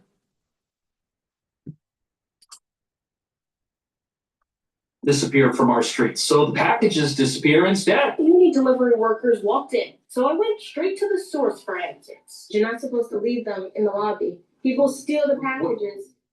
He didn't give an answer and continued to leave. It's not this guy's fault. So I reached out to one of those companies for a comment. In the meantime, residents are taking matters into their own hands with posters. I'm taking a chance if I have it delivered to this address because it's a high probability I won't get it. Getting your money back is another headache with a back and forth between the company you bought your package from and your credit card company just to secure a refund. The merchant is declaring the item's been delivered, and I have to keep reiterating to them, I never got it. So Falk has a message for those workers. This is not a 26-story. Look, every single building in New York has a mailroom. Every building I've ever lived in since I moved here has had packages dropped off in the lobby. That's business as usual. It's too bad that people have to live in a high crime area, but let's not blame the postal carriers. Let's blame the jails that don't have any criminals in them because the mayor wants to release them all. What would you push at the state level to reduce the jail population enough to actually make it possible to close Rikers Island? Well, I think today shows that sometimes the issue isn't as much legislation as it is the will to implement that legislation. We are looking at every single tool we have to not only keep New Yorkers safe, but also to extend dignity to each and every New Yorker. I have the privilege along. Why are we talking about reducing a jail population? If people have committed a crime or they're dangerous, why would we want to reduce the number of those people that are in jail?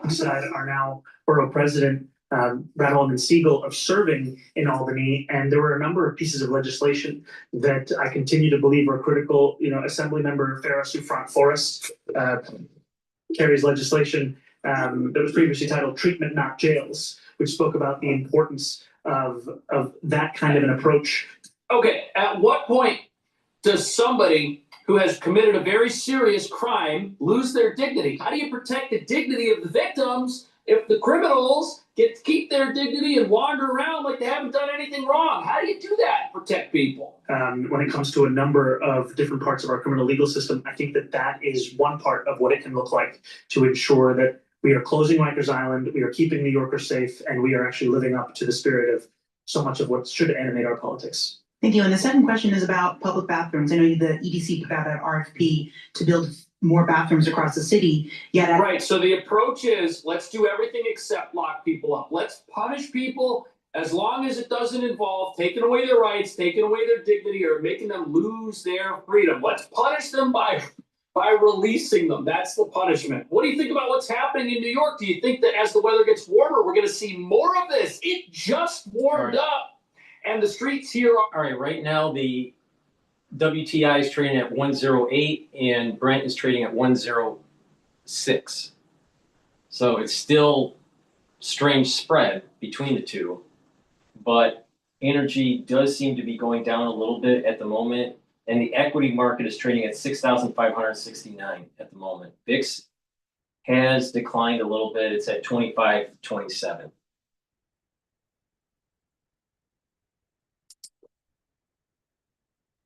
Already so chaotic, people are eating dinner in their cars so that they can be ready to flee. Thank you for watching. I'll see you in the next video. People need to wake up. People need to wake up. Our society is devolving across the world, but definitely in the United States. Still think that you're not going to get cursed on September 11th, 2026? Probability is you will be cursed. Please go to my store, the-studio-reykjavik.com. Get the Myotrol. This has the polyphenols, flavonoids, and lignans to help with the gene expression to build muscle and to maintain muscle. This will reduce atrophy. This is super important for males or females 40 years of age or older. Do some resistance training, take Myotrol, build some muscle, maintain it. That's going to help you to control your blood glucose levels. That'll help to create denser bone and your musculature. Your posturing will be better. When you have better posturing, when you have better posture, what will happen is your lymphatic flow will flow better. Your venous return flow to your heart will improve. A lot of people don't realize that just posture itself can affect your immune system. But a lot of people are stupid. Please go to my store, the-studio-reykjavik.com, and get the Myotrol. Another really great product that I have that's new is the Super Strong Relief. If you have pain because of arthritis or muscle aches or headaches or bruising, use this for temporary relief. It's a topical. You apply it on your skin, and within about 90 seconds, the pain will go away completely or diminish. So please go to my store, the-studio-reykjavik.com, get the Super Strong Relief. This will help with headaches, bruises, sprains, pulled muscles, and arthritic pain. Please go to my store and get the Super Strong Relief.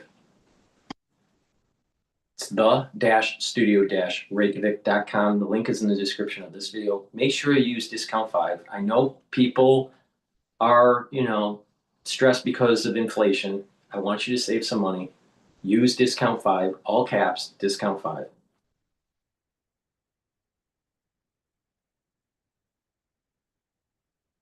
Oh, let's see here. Is there anything else about Mom Donnie that is in the news lately? Let's see. What else is in the news?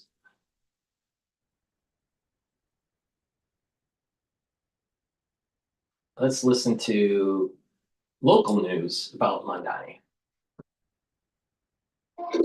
TurboTax locations are now open in your neighborhood. So hand off your taxes to an expert today. Now local experts do your taxes with 100% accuracy.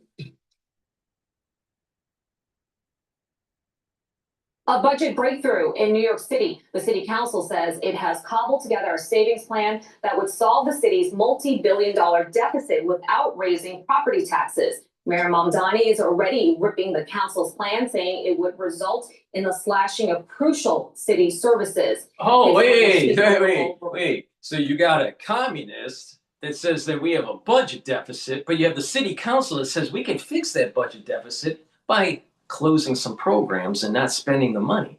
Well, the communist says, you can't do that. I gotta have my social programs. Oh, he's such a good communist.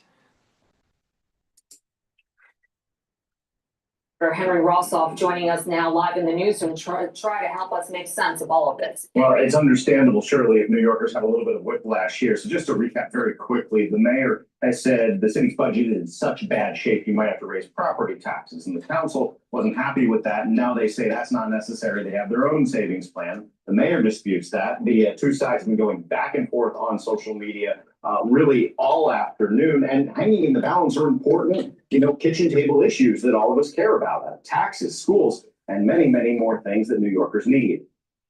Our position has been clear. We have been a hard no on the property tax. We also are a hard no on raiding the rainy day fund. City Council Speaker Julie Menon says she and the council. Why would you? $6 billion in the city. All right. If you have a huge hole, billions of dollars for the budget hole, and you're gonna raid the rainy day fund. Well, what happens when the rainy day comes and you don't have the funds anymore? See, this is the problem with communism. They don't look into the future. They just keep on eroding the present to the point where you have no future. I mean, and the sad thing is that it was stupid young people that voted for Mamdani. They didn't pay attention to their history. They're ultra liberal. They think that society should be giving them freebies. If they can't afford New York, maybe you shouldn't live in New York. New York doesn't even want you. Why stay? New York doesn't want the ultra liberals. I mean, fuck hey. I mean, but no, they think that they deserve to be here.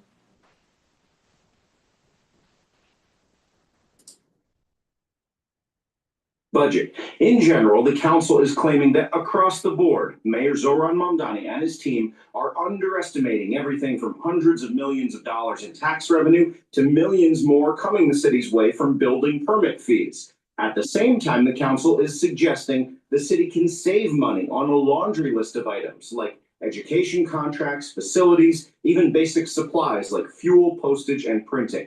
But the biggest single savings coming from the city council is a claim that thousands of city job vacancies will remain vacant for some time, adding up to $860 million. We're not saying these positions shouldn't be hired. We're just saying they haven't been. And it does take time to do the hiring. But Mayor Zoran Mamdani immediately called out the council's plan as a return to the budget games of years past. He says it will do nothing to fix the city's underlying issues. Speaker Menon's preliminary budget proposal would result in slashing billions of dollars from agency budgets, which would force the city to cut services. Double counting previously identified state. That is what is needed. Cut programs. But communists don't like that. They don't like to hear that. They want to increase programs. Overestimating revenues and exaggerating debt service savings does nothing to close a deficit. The speaker flatly refutes that claim. There are so many different items in this list where we are able to responsibly reach savings without doing cuts on services whatsoever. We're not at the point where we need to do cuts. Now, the mayor and the speaker are in alignment in asking state lawmakers in Albany to send some $600 million down to the city to help hire teachers and do other things to help reduce class sizes and meet a legally required state mandate. But they're not in alignment on if state lawmakers should pass a millionaire's tax or increase it and pass a corporate tax, which the mayor's been pushing for. The speaker's still not ready to say that she's throwing her support behind that proposal. And then all this uncertainty in the city, well, it's wreaking havoc on the state budget, which we covered yesterday. So a budget mess statewide, Shirley. Live in the newsroom. Henry Warsaw, Pix 11 News. That sounds like a choice. Okay, Henry, thank you. You get to the root cause of the problem. It's about God, country, and family. The root cause right there. Because if you are more focused on making sure that you have a healthy society for your children, do you think you'd be overspending? Do you think that you would be allowing for government to spend on services that the society doesn't need? Don't you think that individuals would be more prudent on how they use their tax dollars? See, it all goes back to the pillars: God, country, and family. Now, let's look at New York. What's the problem with the big problem with New York? A lot of people want their abortion rights. A lot of people want to have that gender dysphoria and promote problems with following certain norms of behavior.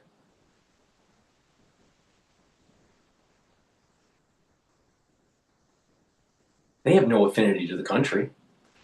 They think that, you know, they think in this postmodern world where anything goes. You have so many people supporting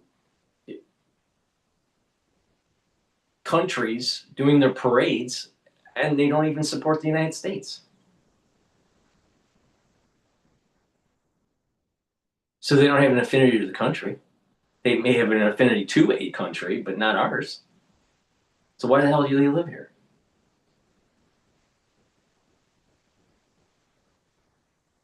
Most of them are atheists or agnostic. So they don't even have a religion or practice, you know, some sort of foundation of morality. Big problem. That's New York for you.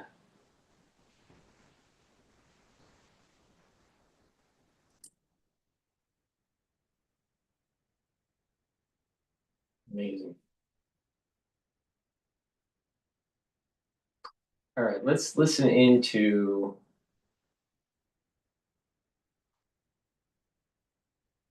I want to listen to Chang warns of massive U.S. disadvantage.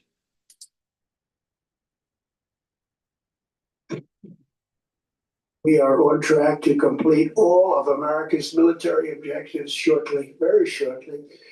We're going to hit them extremely hard over the next 2 to 3 weeks.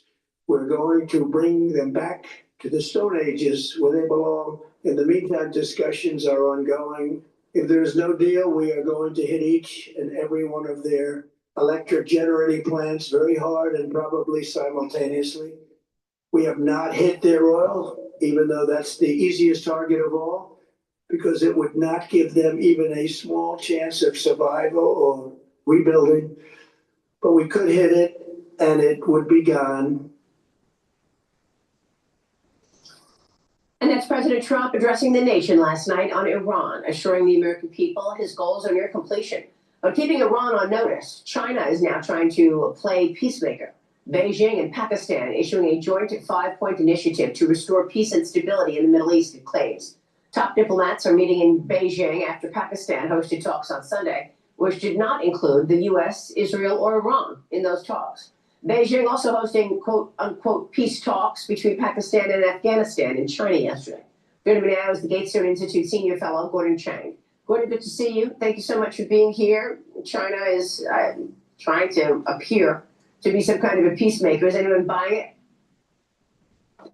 Not really, because this ceasefire plan is not in the interest of the United States. So, for instance, it would leave Iran in possession of its enriched uranium and its missile program. And those are the reasons that President Trump stated last night were the reasons for hitting Iran. So that would undercut President Trump's rationale for the war if he accepted the ceasefire. So I suspect that it will not go forward. Some people say that it will, but I don't think that it's in the interest of the United States or the international community. Certainly in the interest of China, but not in ours. Yeah, great point. And of course, the president also commented on the Strait of Hormuz last night, and he asked allies to get some courage. Watch this. The United States imports almost no oil through the Hormuz Strait and won't be taking any in the future. We don't need it. the countries of the world that do receive oil through the Hormuz Strait must take care of that passage. Iran has been essentially decimated. The hard part is done, so it should be easy. And in any event, when this conflict is over, the strait will open up naturally. It'll just open up naturally. Your thoughts? Well, right now, Iran is getting its ships through the strait, and it's charging the equivalent of $2 million in renminbi, by the way, China's currency, for allowing ships to go through. China actually, ships are transiting the strait, as we saw on Monday when 3 Chinese container ships made the southbound passage. At this point, our ships aren't getting through, and this is not a good situation for the United States because, among other things, we are allowing Iran to finance its attacks on us. And by the way, we're not giving China any incentive to help us because they're getting their ships through and other countries are not. So this is not a very good situation for the U.S. Well, we just showed the FT op-ed this morning where they write Beijing will seek to replicate Tehran's playbook in the Taiwan Strait, and the global economic impact could be even worse. Xi Jinping inviting Taiwan's opposition leader to Beijing. The KMT party is said to seek reconciliation with Beijing, and they represent mainly ethnically Chinese voters in Taiwan, making up less than 5% of the electorate. China, explain this one, Gordon. Well, Chen Li-wang, the head of the Guomindang KMT, is going to China for a 6-day trip starting on the 7th. And what she's going to do is to play into Beijing's playbook, essentially amplifying their propaganda narratives. The KMT has blocked in the legislature, because it's basically has a block on the legislature, though not the presidency. The KMT has blocked funding for enhanced defense programs. And that, I think, makes war more likely. Although the KMT says that it's in favor of peace and reconciliation, you can only have that if Taiwan is strong, and they're preventing Taiwan from defending itself. So this is not a good situation for the island. Yeah, meanwhile, China is building another massive base in the South China Sea, which could provide more room for missiles facilities, Gordon. They act like the South China Sea is Chinese territory. Yes, and that's actually where I think the risk of war is highest, because we're seeing extremely belligerent Chinese activity in the last couple of weeks against the Philippines at places like Scarborough Shoal and T2 Island. These incidents can blow up into a conflict, and we have a mutual defense treaty with the Philippines. So far, the Chinese think that they can push the Filipinos around. Filipinos are pushing back. This is a volatile situation, and the United States needs to start paying attention to it. Okay, and meanwhile, You still think that there's not going to be a curse on the world between 9/11, 2026 to the first week of October of 2027? You still think that? You can see in how things are emerging.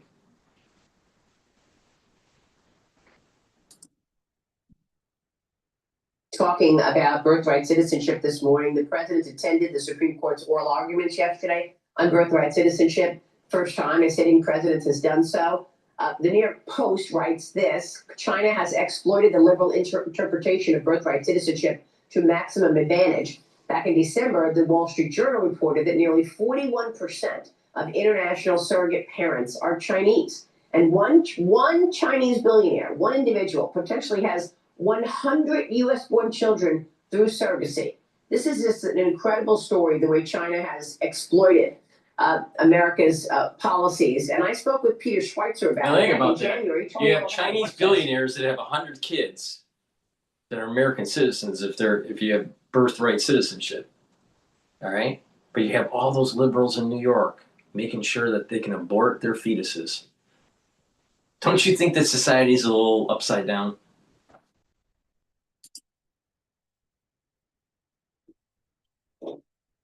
China has a very sophisticated program of exploiting birthright citizenship, and the Supreme Court's going to be hearing this case. Our federal government has no idea how many children are being minted as U.S. citizens using this technique, but China has looked into it.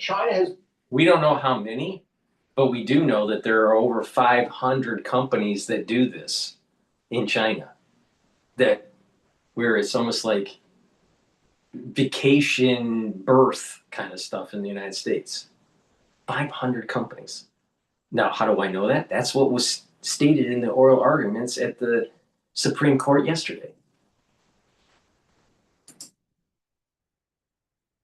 Encourage this. They pushed it. The Chinese government believes that every year for the past 13 years, Maria, roughly 100,000 Chinese babies have been born in the United States that are then taken back to China, raised in China. When they turn 18, they're going to be U.S. citizens. They can vote in elections, donate to political campaigns, get government jobs. That's more than 1 million.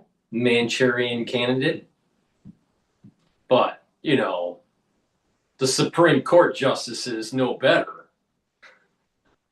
See, the problem with the Supreme Court is that they are so into the law and all the intricacies of the meaning of words and the commas and the semicolons and all this stuff, that their decision creates a pernicious situation that leads to a catastrophe downstream. And that Amy Barrett, she is a liberal.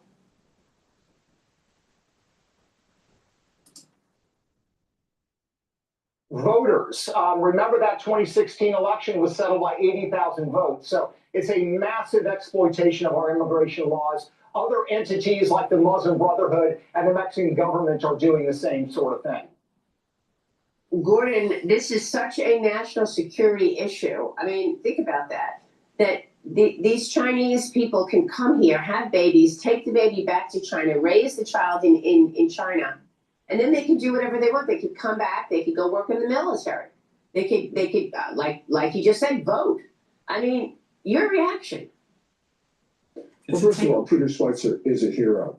But we got to remember that the Chinese are exploiting something that Congress permitted. We have a visa waiver program in the Commonwealth of the Northern Marianas, a compact state of the United States. And Congress is bought and paid for by lobbying groups. Oh, so everyone's complaining about the Israeli lobbying. Don't you think there's a Chinese lobbying group too?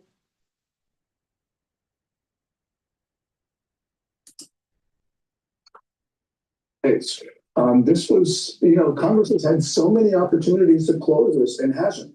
So, Maria, this is on us. We know what's going on. And Congress has absolutely refused to close the visa waiver program. We could do that immediately. So, yeah, the Chinese are taking advantage of this. But bottom line is Congress is willing to sell America down the river.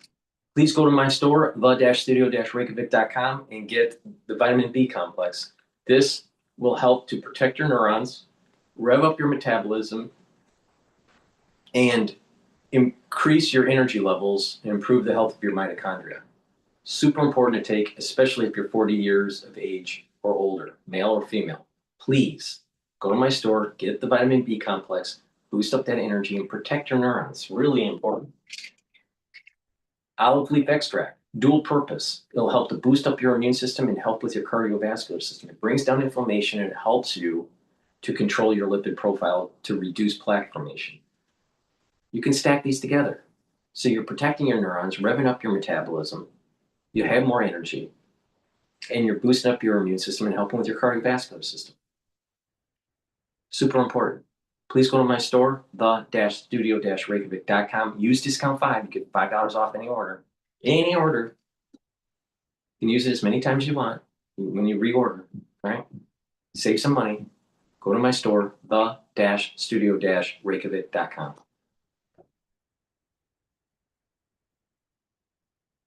All right, let's listen into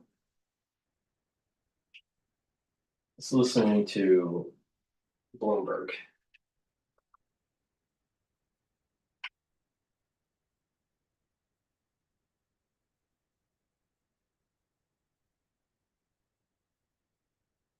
The White House maintains that it is still negotiating with Iran, that these negotiations are ongoing, though at least publicly, Iran has denied that it's engaged in formal talks with the U.S. Bloomberg's Tyler Kendall at the White House. Thanks so much, Tyler. Well, let's take a look at the market reaction now. Bloomberg tech equity reporter Ryan Westelica joins us with more. Ryan, the Nasdaq 100 was down more than 2% earlier in the session, down only about 0.75% right now. There was a swift turnaround just in the last half hour or so. What can you tell us about this whipsawed market?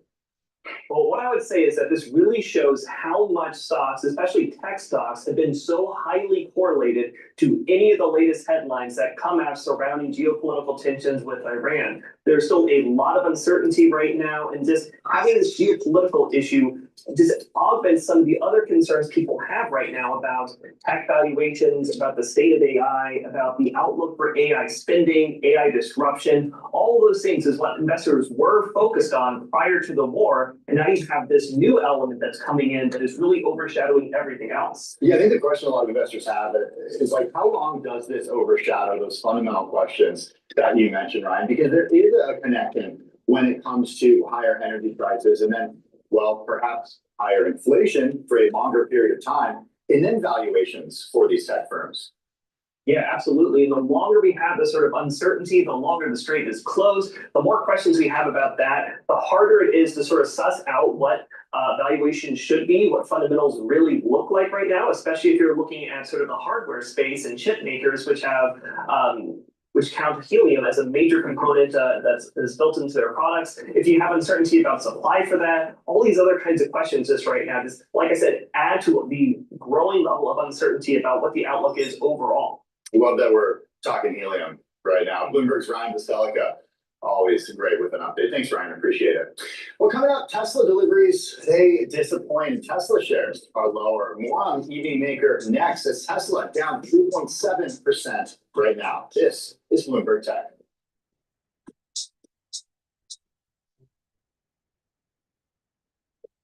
I'm Ultima Morgan. Morgan & Morgan isn't just an injury firm. It's our family's life work. $30 billion recovered is something I'm proud of. But what I'm really proud of are the families we stood beside.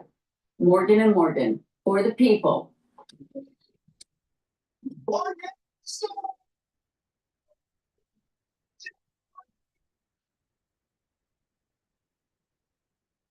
Sirens set the tone. Own wealth measured in generations. Long-term wealth built by 125 years of expertise. Brookfield, own what's next.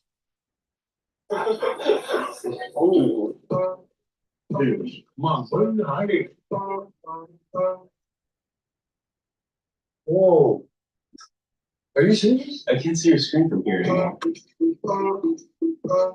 I can't see you. I can't see it. It disappeared.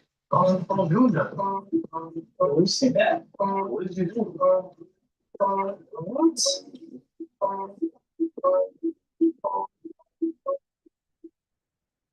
Yeah, college is good. Some cars would be nice. Yeah, we got to keep these signs. Whoa, that's all women's. With this new privacy display, we just out private. And what we share. Now you see it, now you don't. Now you see it, now you don't. Yeah, man, cut the defense there. That's a lot after both.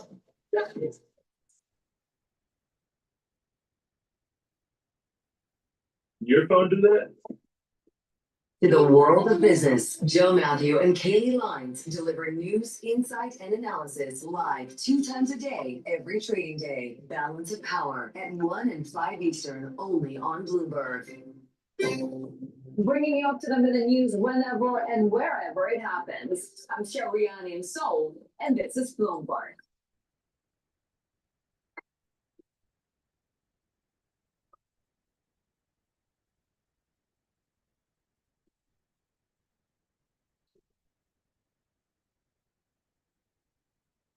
All right, we're going to go to Times News about the analysis on the strategic loss by Trump. Now, of course, this is an anti-Trump clip, but I think it's important to listen to Times Radio and get their perspective on what's going on.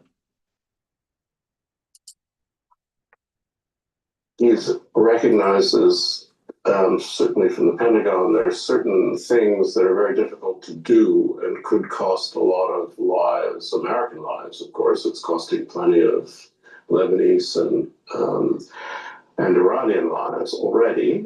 President Trump gave a nationwide address to Americans about the war earlier this morning, our time. It was a pull together of some of his comments to reporters and his social media posts of the last few days. He said the war was near completion, but before then he would hit Iran and Iran's people hard. Thanks to the progress we've made, I can say tonight that we are on track to complete all of America's military objectives shortly, very shortly. We're going to hit them extremely hard over the next 2 to 3 weeks. We're going to bring them back to the Stone Ages where they belong. In the meantime, discussions are ongoing. Regime change was not our goal. We never said regime change, but regime change has occurred because of all of their original leaders' death. They're all dead. The new group is less radical and much more reasonable. It's not regime change, though, is it? Because the regime is still in place. He keeps saying that. There's clearly a message being worked out on this because it's different people, therefore it's a new regime. He said that multiple times. And in many ways, this was a summary of everything he said in the last couple of days. There was also a message to the rest of the world, which is not unfamiliar either. He said it's up to countries that need oil from the Gulf to take responsibility for the Strait of Hormuz. The countries of the world that do receive oil through the Hormuz Strait must take care of that passage. They must cherish it. They must grab it and cherish it. They can do it easily. We will be helpful, but they should take the lead in protecting the oil that they so desperately depend on. So to those countries that can't get fuel, many of which refuse to get involved in the decapitation of Iran, we had to do it ourselves. I have a suggestion. Number one, buy oil from the United States of America. We have plenty. We have so much. And number two, build up some delayed courage. Should have done it before. Should have done it with us as we asked. Go to the strait and just take it, protect it, use it for yourselves. Iran has been essentially decimated. The hard part is done, so it should be easy. So it should be easy. While oil prices rose and Asian stock markets fell after that speech by Donald Trump, Brent crude is currently $107 a barrel. Stephen Erlanger is the chief diplomatic correspondent for you in Europe for the New York Times and joins me now. Good morning. Good morning. I mean, what did you make of what we heard from Donald Trump? It sounded to us like it was a speech meant for a domestic audience. Well, it was meant for a domestic audience. It's his first speech, actually, about the war, which was kind of a surprise to Americans as well as to the rest of the world. I don't think he said very much that was new. I think he summarized it properly. It was a kind of compilation of what he's been saying. It's a compilation of mixed messages that he's been delivering for quite a long time now about the real objectives that he has for ending the war. It was interesting that he seemed to pull away, unless he's lying, he seemed to pull away from the idea of a ground operation to take the highly enriched uranium or any other part of Iran. He said it would be another 2-3 weeks without really identifying why. And in general, what he said about the Strait of Hormuz is kind of odd, simply because Europe, for instance, gets very little oil out of the Strait of Hormuz. Most of it goes to India, China, Asia. And those countries seem not interested at all in opening up the Strait of Hormuz. So that was a bit odd. And the most important thing to me, I think, for people in Europe, including Britain, is his threat to pull out of NATO. He was silent on that. I mean, he vents his frustrations. I think, even though he's been kind of calmed down on it again, we'll see. Marco Rubio said we would have time after the war to consider all that. So I think it's not imminent, but it did certainly cause a flutter of hearts yesterday. Yeah, flutter of hearts is one way of putting it. I mean, he had, as you mentioned there, he had indicated that he would be raising this question of NATO in his speech, and he didn't do that. Do you get the sense that Donald Trump is realizing his own limitations here? I mean, there was obviously concern domestically about prices going up, and there was a sense from that speech of just hold out a little bit longer, I've got this covered. I wonder whether he's recognizing that, you know, in embarking on this conflict, he is in some ways weakened. I don't know if he recognizes that. I think he recognizes, certainly from the Pentagon, there's certain things that are very difficult to do and could cost a lot of lives, American lives, of course. It's costing plenty of Lebanese and Iranian lives already. And I think he doesn't want to push that. That's a cost I don't think he wants to bear. So in that sense, it's limited. I mean, he can argue, as many have said, that this has been very successful. It has knocked the Iranian regime back many, many months, certainly probably years. It has made the prospect of any nuclear weapon, should Iran choose to pursue one, much harder to do. It has chopped away a lot of their ballistic missile production and drone production.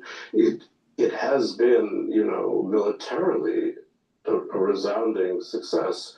Strategically, to me, it feels like a failure. It feels like a loss, because what the United States and Israel wanted to do in Iran, which was to change the regime, to have the people take over, to create a different kind of Iran that's no threat to the region, that certainly hasn't happened. I don't think it's going to happen in the next 2 or 3 weeks either.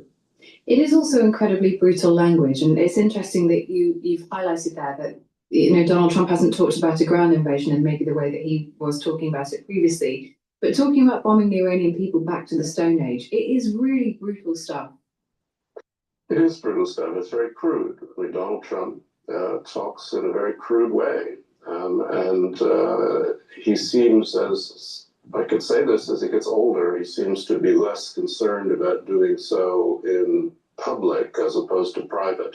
In private, he can be very, very tough in his language. He can also be cordial to people that he wants to flatter or whom he likes, but his public utterances have become cruder, I think, and it seems obviously not very humane. When he talks about bombing them to the Stone Age, I think he tried, you know, he would say he's talking about the Islamic regime, but of course it is the country at large. And he still threatens to bomb their electricity plants and desalination plants, and the sort of things we say when Putin does in Ukraine is a war crime.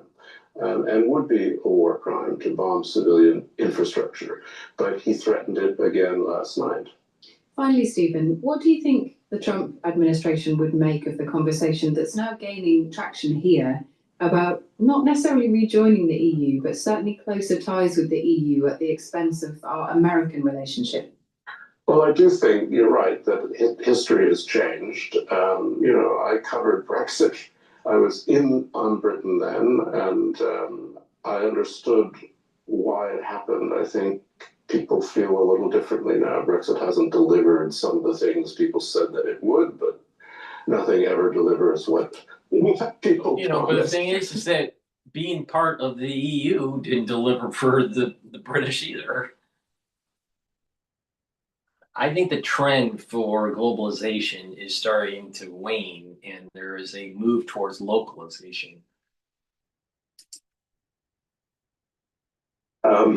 But at the same time, I do think the point that America is turning away from Europe is less committed to NATO, Article 5. It's an open question whether the United States would actually commit in real terms to Article 5. I think Britain as a nuclear power, but sitting outside between the big powers, I think a closer relationship to Europe is something Britain might want. It's certainly something Europe wants.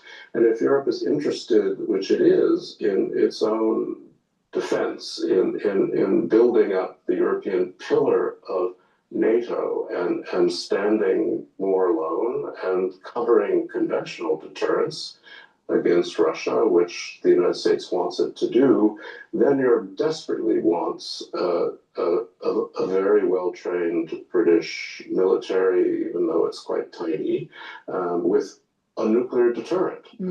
That makes sense. Europe without Britain is a less powerful, less interesting defensive pillar of anything. Stephen Erlanger, thank you very much for joining us on the program this morning.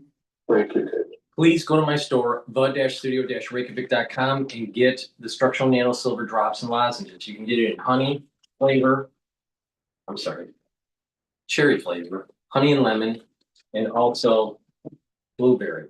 Very high quality. You can also get the orange splash with vitamin C and the Manuka honey lozenges. The lozenges and the drops are made from structural nanosilver, help to neutralize. This is very important during the allergy season and the cold season. The moment you have that throat irritation, take them right away. These drops are better than the other lozenges that you may purchase at the store because this has structural nanosilver and it will help to neutralize. Those other drops don't neutralize. They just help with the throat irritation. So these drops and lozenges are better for you. Please go to my store, the-studio-reykjavik.com. Make sure that you use discount 5 and you get $5 off any order. Developing. Iran has hidden uranium stockpiles.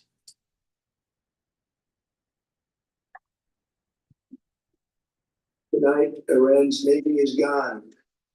Their Air Force is in ruins. Their leaders, most of them, terrorist regime they led, are now dead. Never in the history of warfare has an enemy suffered such clear and devastating large-scale losses in a matter of weeks. President Trump touting the success of Operation Epic Fury, the commander-in-chief praising the U.S. military for dismantling the capabilities of the terror regime in Iran. Joining us now is Mark Dubowitz, who's CEO of the Foundation for the Defense of Democracies. I know you know more about this than just about anybody, so it's great to have you here. The Iranian military is saying this about the hidden stockpiles, that the centers you think you have targeted are insignificant and our strategic military productions take place in locations of which you have no knowledge and will never reach. Is that just bluster? Is he the new Baghdad Bob? Yeah, Dana, thanks for having me. Look, a lot of bravado from the Iranians. I mean, I think when you're losing and getting beaten this badly, you resort to rhetoric because actions are no longer sufficient to keep you in power. I think we know where they are. And the U.S. and Israeli intelligence have eyes into everything. I mean, as we know, the Israelis have penetrated the security and intelligence apparatus of the Iranian regime for many, many years, which has allowed them to go after and take out nuclear scientists and top-level commanders. So we have eyes into everything. We hope that there isn't a covert enrichment facility, but if there is, we hope our intelligence community can find it. Okay. The president also says that he will finish the job in Iran, and he said this about media coverage. That media coverage of the war in the U.S. has been so relentlessly negative that Iran's leaders may really believe that they are winning. Excuse me, this is the Wall Street Journal editorial report. Trump assured them that he plans to continue the war to devastating effect if they don't abandon their nuclear and terror ambitions. He made no offer of a ceasefire. I do wonder if some people thought that last night the president was going to say, okay, yeah, we're done, I'm out. And that's not what he said. Yeah, well, that certainly was the media narrative. The president was going to declare victory, he was going to pull the plug, and he was going to leave. And they got it completely wrong. And I think that Wall Street Journal editorial is exactly right. I mean, I think the media narrative is feeding into an Iranian delusion that they're actually winning. And that's making it less likely that they're going to agree to any diplomatic off-ramp, and more likely that in the coming weeks, President Trump is going to escalate and strike at even more of the Iranian targets to remove and destroy their war-making capabilities. And in effect, the media is making it more likely that we're going to have war and less likely that we're going to have diplomatic deals. So NATO has a little bit, its nose is a little bit out of joint, but they're caught between, I guess, Iran and a hard place, right? Because they depend on this oil. The world should have an open Strait of Hormuz. What do you think about his calls to NATO to get involved here and help defend it? I think he's exactly right. Look, I mean, we've gotten incredible support from our non-NATO allies, from the Israelis, from the Emiratis, from the Saudis. I mean, we're getting great support from our Gulf allies who want the president to continue this war and destroy the war-making capabilities of this regime. And yet NATO, with a few exceptions, has really not stood up. I think the president is saying, stand up. We don't get our energy from the Gulf, you do. And you need to provide actual material support, like ships and minesweepers and things that will actually help clear the straits and get oil and natural gas moving to your markets. So I think NATO's going to take this seriously. I worry that the president's going so frustrated with NATO that he may actually withdraw the United States from NATO, which I think would be a catastrophic error. But Mark, he's serious. We just have about 20 seconds left. Could you just tell people something you told our producers? But what's the alternative if this doesn't work out? Well, the alternative, the trajectory Iran was on, was to have nuclear-tipped intercontinental ballistic missiles targeting the American homeland, to have 10,000 missiles, 500,000 drones, a military built by China and Russia, and about $1 trillion in economic relief. And then they would have a permanent stranglehold over the Gulf, over the energy markets, and over the global economy. So President Trump had to move before that lethal end state was reached. Mark Dubowitz, Foundation for Defense of Democracies, thanks for being on the show. We'll see you next week, I'm sure. Be sure to like and subscribe for all the Fox News latest on YouTube and catch full shows streaming now on Fox One. All right, we're going to go to MS Now. Morning Joe with Mika. And guess what? Her father, Brzezinski, was a failure under the Carter administration. But they're going to warn you about what Trump is doing. It's bad for the country. Meanwhile, you have to remember, this 47-year bullshit with Iran started under Carter.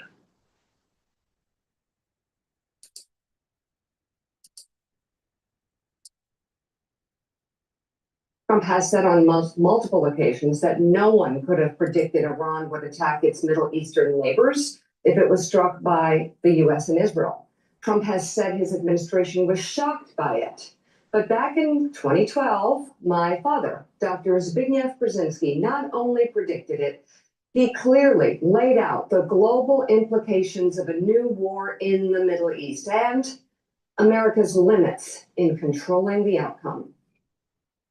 If the issues posed in a way in which they have to, in effect, abjectly capitulate, then I think a great many of them will say, no, this is a country of 80 million people. And they know that while we can inflict enormous damage on them, they can hurt us a lot. Charlie, we have been now in 2 10-year-long wars. We have wasted an enormous amount of financial wealth, not to speak of lives. Our position in the world has deteriorated. Can you imagine what the consequences would be for us if the conflict in Afghanistan expanded because of the Iranians? If Iraq was massively destabilized? If Bahrain was set on fire? If the northeastern... But he's saying this in 2012 when we were still involved in Iraq and Afghanistan. This is totally different now. And oh, by the way, our military technology is far more advanced now than it was in 2012. I mean, get fucking real. And oh, by the way, well, now there is drone technology. And guess what? In 2012, it wasn't so much of a problem of China and the Taiwan issue because we didn't have to deal with President Xi and the white paper saying that they wanted Taiwan in 2027. So the world is totally different now. And oh, by the way, in 2012, we didn't have energy security. That only came with fracking, and that came to fruition around 2014 to 2016, when we became energy dominant. So the world's totally different here. Totally different. This is pre-COVID too, where, you know, there was a little bit of a warning sign here. You know, biological warfare is a real thing. So the world's totally different. But are we supposed to take the advice of Dr. Brzezinski when it was literally his fuck up during Carter's administration on the start of this horse crap for the last 47 years? He was in charge. He was the national security advisor.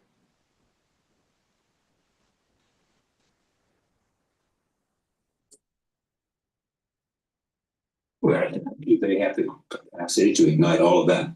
To ignite, yes. To prevail, no. But in the meantime, the consequences, the costs would be cumulative. And oil prices would go through the roof. Yes, and the global economy will be affected. So we're playing with fire here. Yeah. And we have a lot more oil now. And the United States is in control of Venezuela. And see the issue here? And at that time, Russia could have gotten into the war. But now, because they're so focused on Ukraine, and they're a little busy in Ukraine. So the whole chessboard,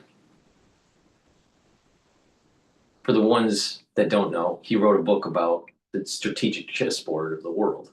All right, that's the reason why I said that. All right, the chessboard has changed. And what, are we supposed to just let Iran have a nuclear weapon? After seeing what's happening in the region? Are we supposed to just let them rain terror? They literally said that they want to kill us. Hello? They put a hit on Rushdie, took his eye out. I mean, you probably want to pay attention if the Ayatollah says that they're going to put a hit on you. So are we supposed to not do anything? What's the answer, Dr. Brzezinski? And this was the reason why Carter failed. Pacifist.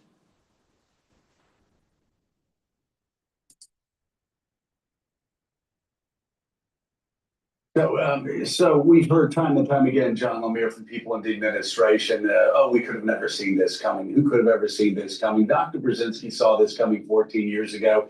I must say also the men and women who war gamed this. Right. The Pentagon knew that this was coming. They've been doing it for at least the minimum 5-year war plan. Minimum 5 years. That means that they've been planning this operation in Iran during the Biden administration.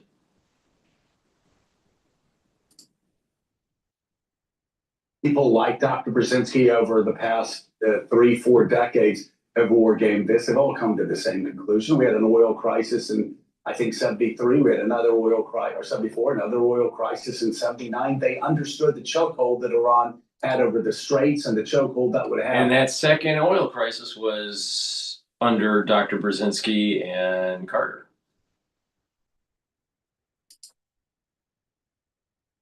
Over the prices of oil across the world, because again, children, if you're staying at home and say, well, let's just drill, baby, drill. Well, that's great, but oil, are you ready?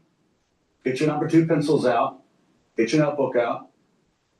Oil is a global commodity. If oil goes up in Europe and in Asia, oil goes up in America. So anyway, but a couple things here. But because refineries use different densities of oil, take your number 2 pencil out, Morning Joe. Get your notebook out, Morning Joe. Different refineries use different viscosities of oil. Not all oil is equal. Middle Eastern oil is a little bit different than Texas crude. And guess what? Yes, oil is a global commodity, but they're not all equal. And so therefore there are price fluctuations, and the spreads between these different viscosities change. So it's a little bit more complicated. Morning, Joe. What happened to his career when he was in Congress? Didn't he have a staffer that just seemed to just like die? Wonder what happened there. Morning, Joe. Going down this list, this wasn't hard to see. The first thing that Dr. Brzezinski said would happen, which of course the president, everybody else says, oh, we're shocked that this actually happened. Dr. Brzezinski said Bahrain would be set on fire. Saudi Arabia would be attacked. The oil fields would be set on fire. Charlie Rose asks, can they prevail? He said, no, Iran cannot prevail, but they can cause us significant damage. So we hit them as hard as we can and try to minimize the damage and rebuild. But it's better to destroy the Ayatollah's regime. It is better to destroy the IRGC and take the pain than to allow them to have nuclear weapons or other weapons of mass destruction. Because if you don't, if you only do it half-heartedly or don't do it at all, they're going to kill you.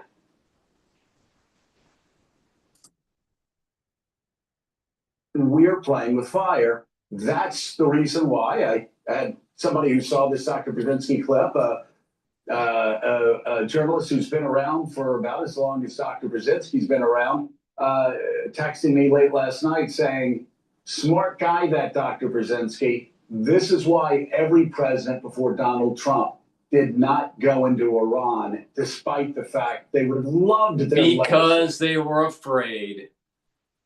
They were afraid. And that's the problem. George Bush Sr., even Reagan. Reagan was afraid. Tanker wars? They didn't really solve the problem. They tried to de-escalate because they were worried about how Russia would get involved during the Cold War. So if you don't believe me, go to YouTube and start typing in Operation Praying Mantis and the Tanker Wars, all right? That took place in the 80s. So even Reagan was afraid. Carter was afraid. And it all started with the Iran hostage crisis. Bush Jr. had a war plan that if they were successful in Iraq and Afghanistan, which we weren't, that they were going to use a pincer move and put pressure on Iran with a two-front war. That was the game plan. But it didn't work. It didn't work. So at least Bush Jr. was willing to move in that direction. But all the other presidents, including Trump 1.0, was a chicken shit. And now it got to the point where they had 60% enrichment. You got to kick ass, because going from 60% to weapon grade is a hop, skip, and a jump away. Now we're going to allow that to happen? Are we going to be a pacifist? Morning Joe? What are you going to do with 60% enrichment when you have a theocratic regime that wants to kill you? What do you do? See, it's too easy to be a fucking liberal. It's too easy to just say, well, you know, there wasn't an immediate damage. There wasn't an immediate issue with Iran for the United States. Maybe for Israel, but not for the United States. So America first, and we shouldn't do anything. Well, what happened if they actually launched a nuclear missile? Then is it imminent danger?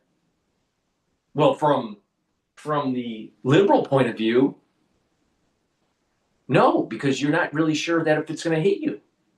Well, what happens if it's just halfway over the Atlantic Ocean? To the liberal, they could say, well, maybe it'll hit Canada. When is it to a point where you have to make a move? And the point I'm making here is that the liberal, it's always too late.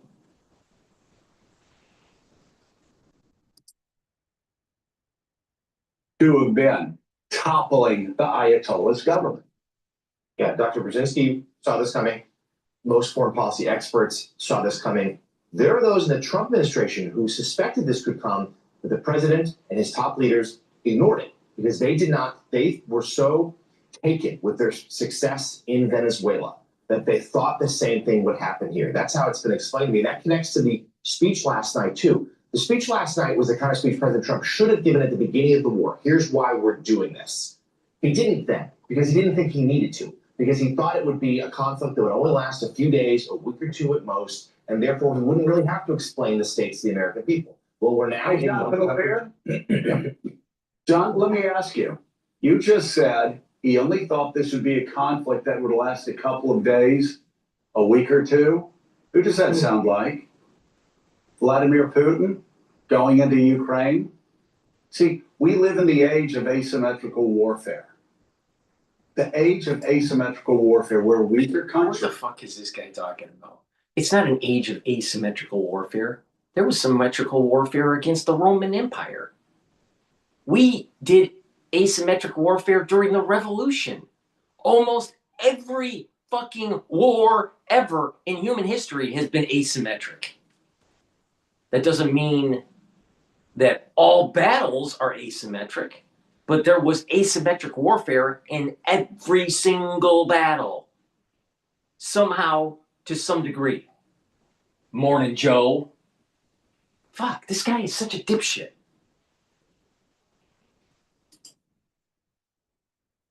Morning, Joe. May not be able to prevail outright, but they can bleed dry another country. You look at Russia, who thought they were going to have Kiev in 3 days.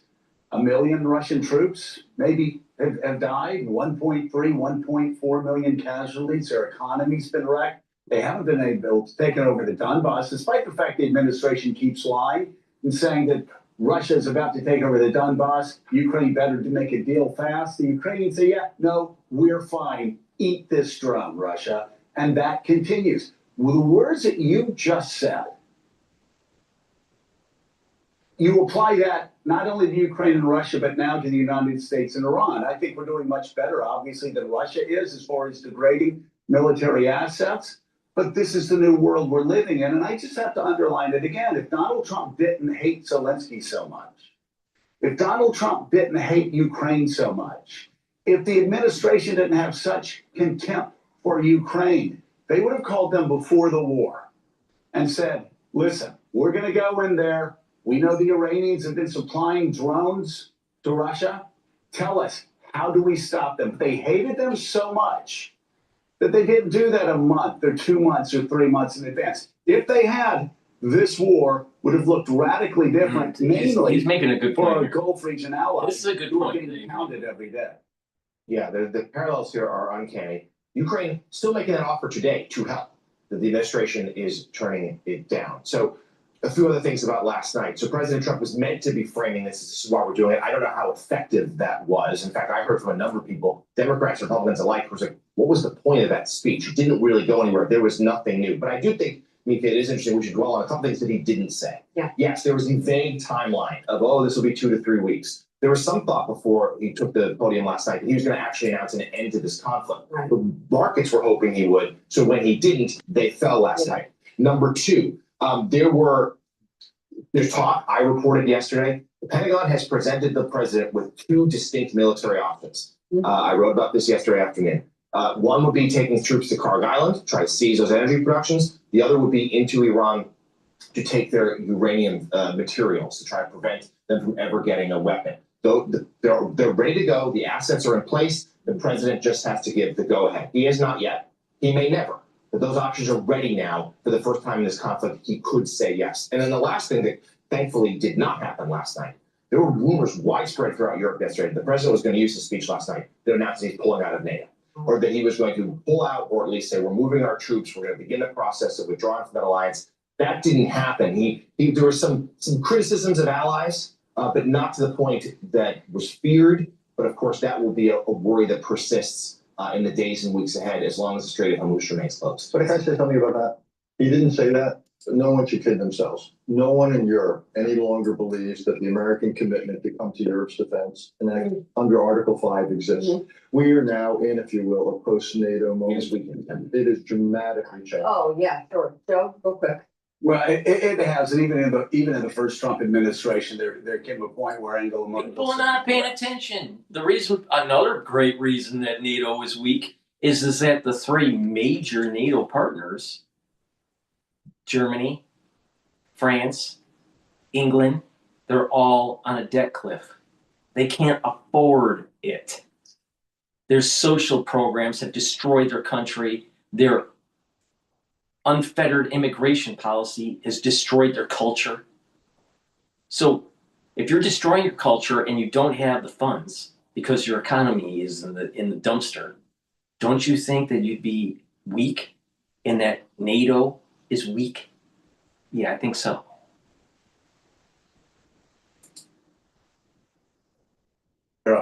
We have to stop looking to America. We're going to have to start looking east. We're going to have to start looking to China. We're going to have to start looking to others because we can't depend on America anymore. That was in 2018. It'll be very interesting to see what happens how close he goes up to the line, and whether it's just rhetoric or whether he steps up. Oh, really? I suspect. Oh, really?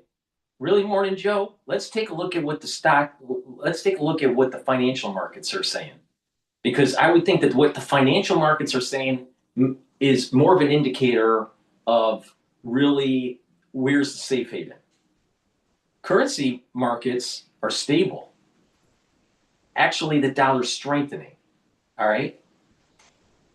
You have the yen trading at 159 to the US dollar. All right. The higher the number, the stronger the dollar is to the yen. Euro is trading at 115. The way he would be talking, it should be trading at 119, 120, 130. It's not. So actually the financial markets and currency is saying that actually the safe haven is the US dollar, not the euro, not the Japanese yen, not the Chinese yuan. Who do you believe? The financial markets, or do you believe Morning Joe? And we still don't know what happened to his aide. You know, what happened to her?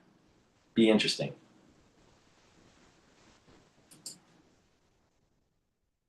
Had to do that for a variety of reasons. A lot of that has to do with the fact that, despite the fact that they are mute right now, Republicans in the Senate would object to it. I just want to say in closing, this block, I want to say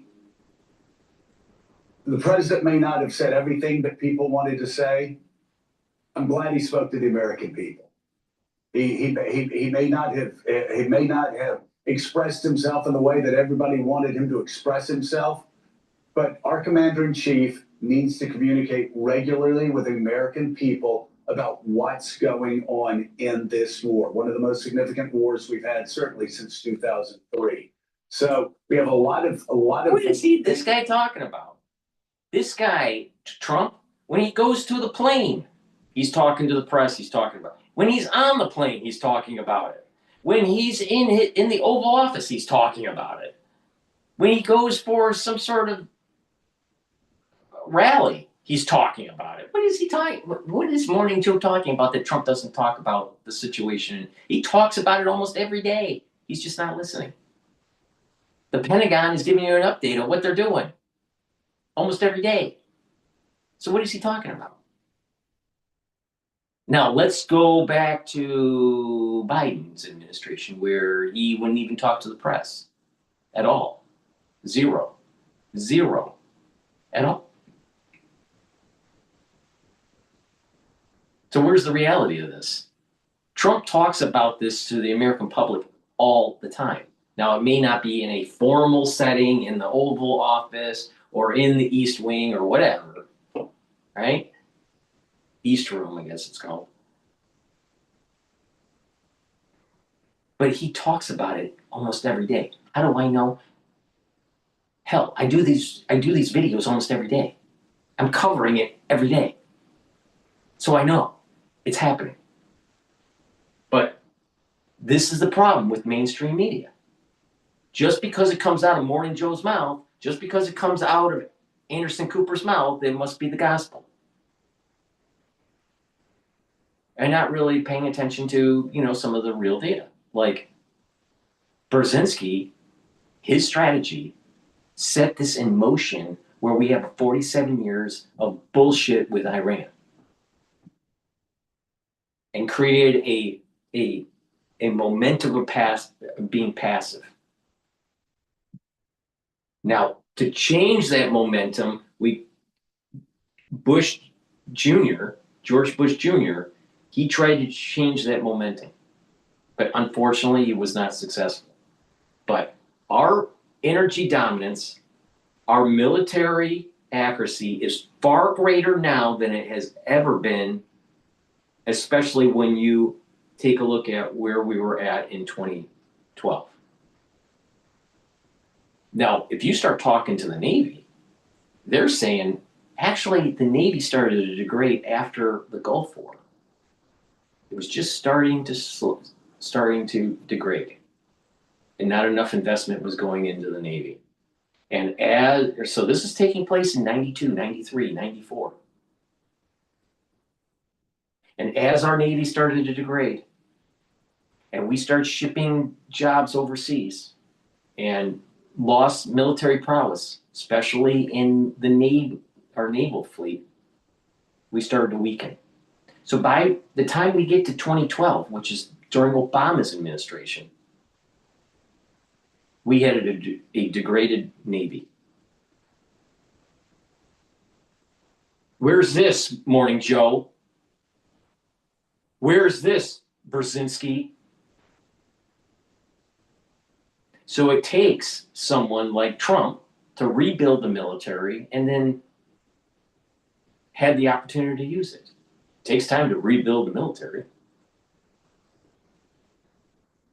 And if we don't do anything in Iran, if we don't knock out the regime, another president's going to have to deal with this. And it's going to be Iran's probably going to be even more belligerent.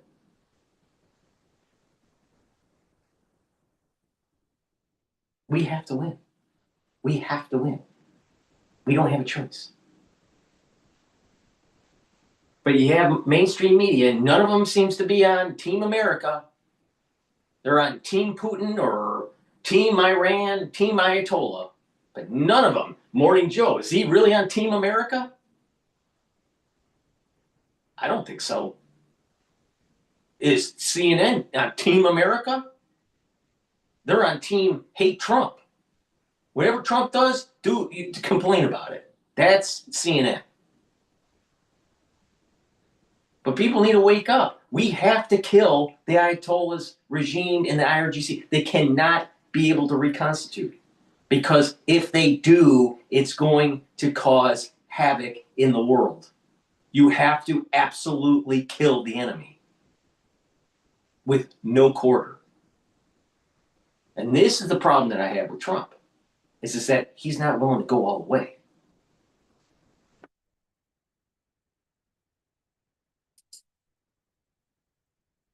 Still that need to be answered. But I suspect if ground troops do eventually go in, they try to take those islands in the straits to guarantee free passage of oil even after the United States leaves.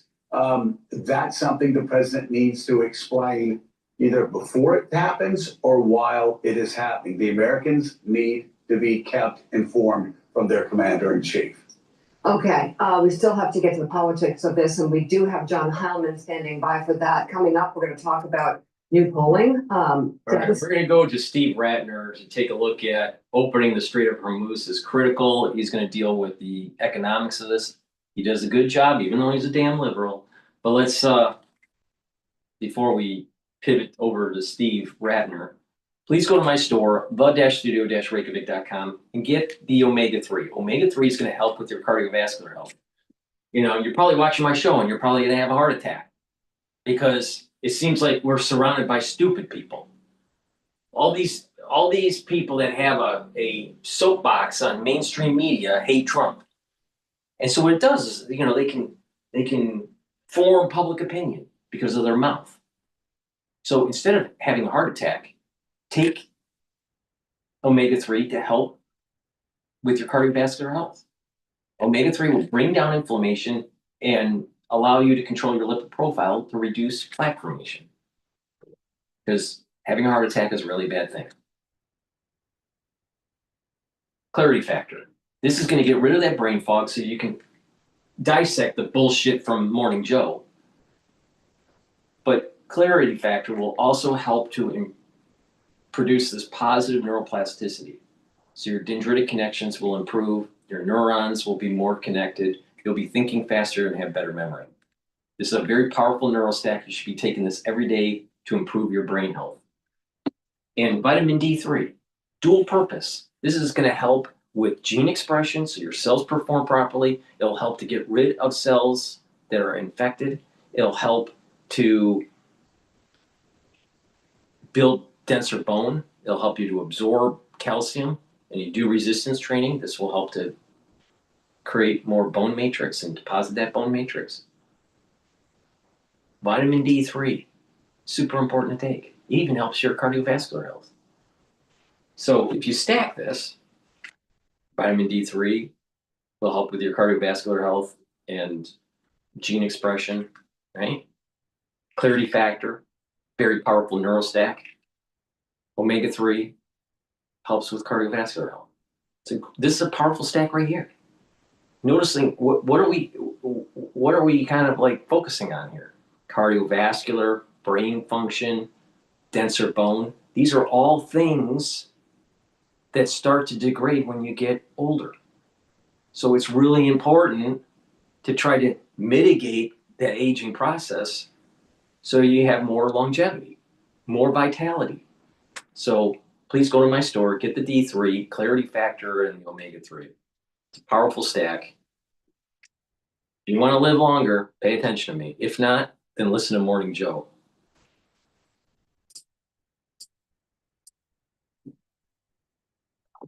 Essentially decimated. The hard part is done, so it should be easy. And in any event, when this conflict is over, the strait will open up naturally. It'll just open up naturally. They're going to want to be able to sell oil because that's all they have to try and rebuild. It will resume the flowing and the gas prices will rapidly come back down. Stock prices will rapidly go back up.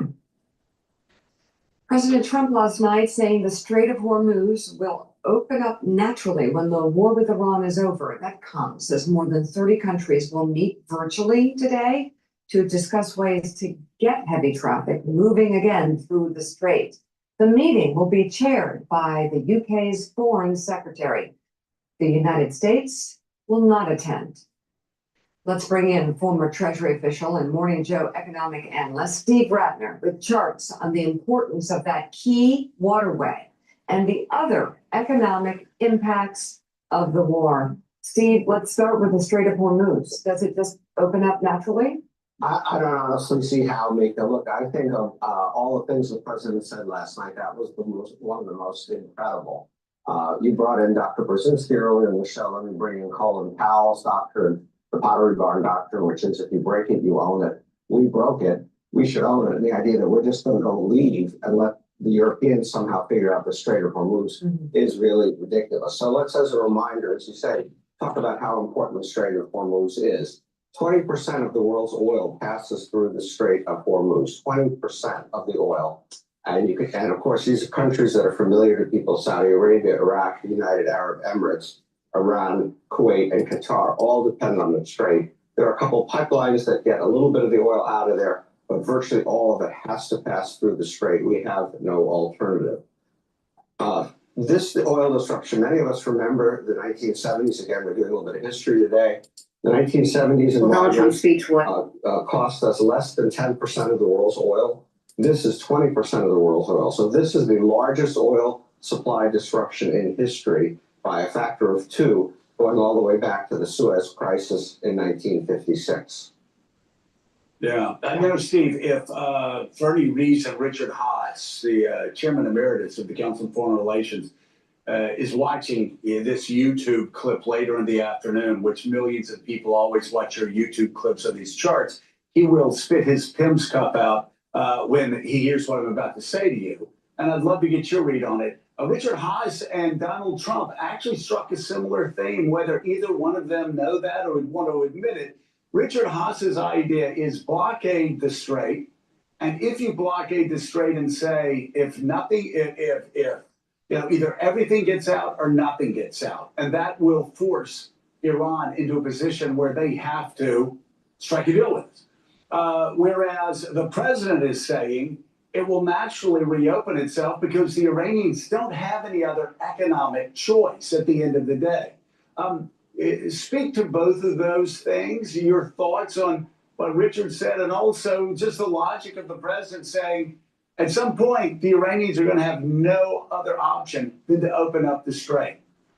Yeah, let's start with the president, because that was kind of gobbledygook. Yes, the Iranians may want the strait open for their oil, but it doesn't mean they have to open it for everybody else's oil. They essentially control the strait through those 3 or 4 small islands, right where the strait is only about 21 miles wide, and they can turn that on and off at their will, and they're doing that now. There are reports that some tankers are paying them as much as $2 million to allow them to get through the strait. So they're like a policeman at a toll booth, and they decide which cars go through the toll booth. So the idea that because they want to get their oil out, they're going to let everybody else's oil out, doesn't make any sense in the world to me. And then if you turn that around, and so if you take that first point, then I think Richard actually has a point, that if they're going to use it to just get their own oil out and nobody else's, then you should think about blockading the strait. Now, that doesn't comport with the president saying we're going to leave in 2 or 3 weeks. That would put us in a position of, just like we blockaded Cuba back in the 1960s, that would put us in a position of having to keep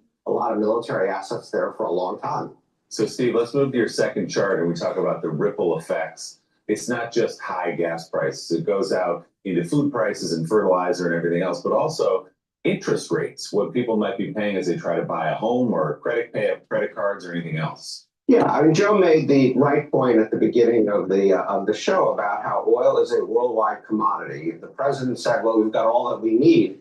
We have all that we need, but it trades on world markets, and therefore our prices of oil go up as well. And by the way, you can see, as you mentioned at the beginning, the market reaction. Not only are stocks going to be down significantly today, but oil prices are up significantly today because the market did not hear any solution to this problem. But let's look at what the impact is on us. So we use, obviously, gasoline at the pump and so forth, but it also filters all the way through our economy in other ways that may not be obvious. Airline fares may be a little bit obvious. Fertilizer for food, which then causes food prices to go up, diesel prices for truckers, which cause the cost of all goods to go up, all a factor in this. And so what's been happening is that the economists have been gradually raising their inflation forecast for this year. Inflation was running at about 2.4%, as low as 2.4% before this started. That was the Federal Reserve's projection. Now you have people like the OECD, respected international group, saying it could be as high as 4%. First of all, it's a forecast. Second of all, the spread between 2.7 to 4.2 is so large, and the Federal Reserve makes their decision based on their projections, not other people's projections. And it's the Federal Reserve that's that raises the federal funds rate or lowers it. So if the Federal Reserve is saying, well, pre-war 2.4%, post-war as of March 31st, 2.7%, even if you add 0.3 to that, you're still at just 3%. It's not that big of a deal. It's not going to be 4.2%. I mean, things would have to really get bad for it to go to 4.2. It's possible, but there's lower probability. The probability is that we're probably going to be a little bit more, at the 2.8, 2.9 range.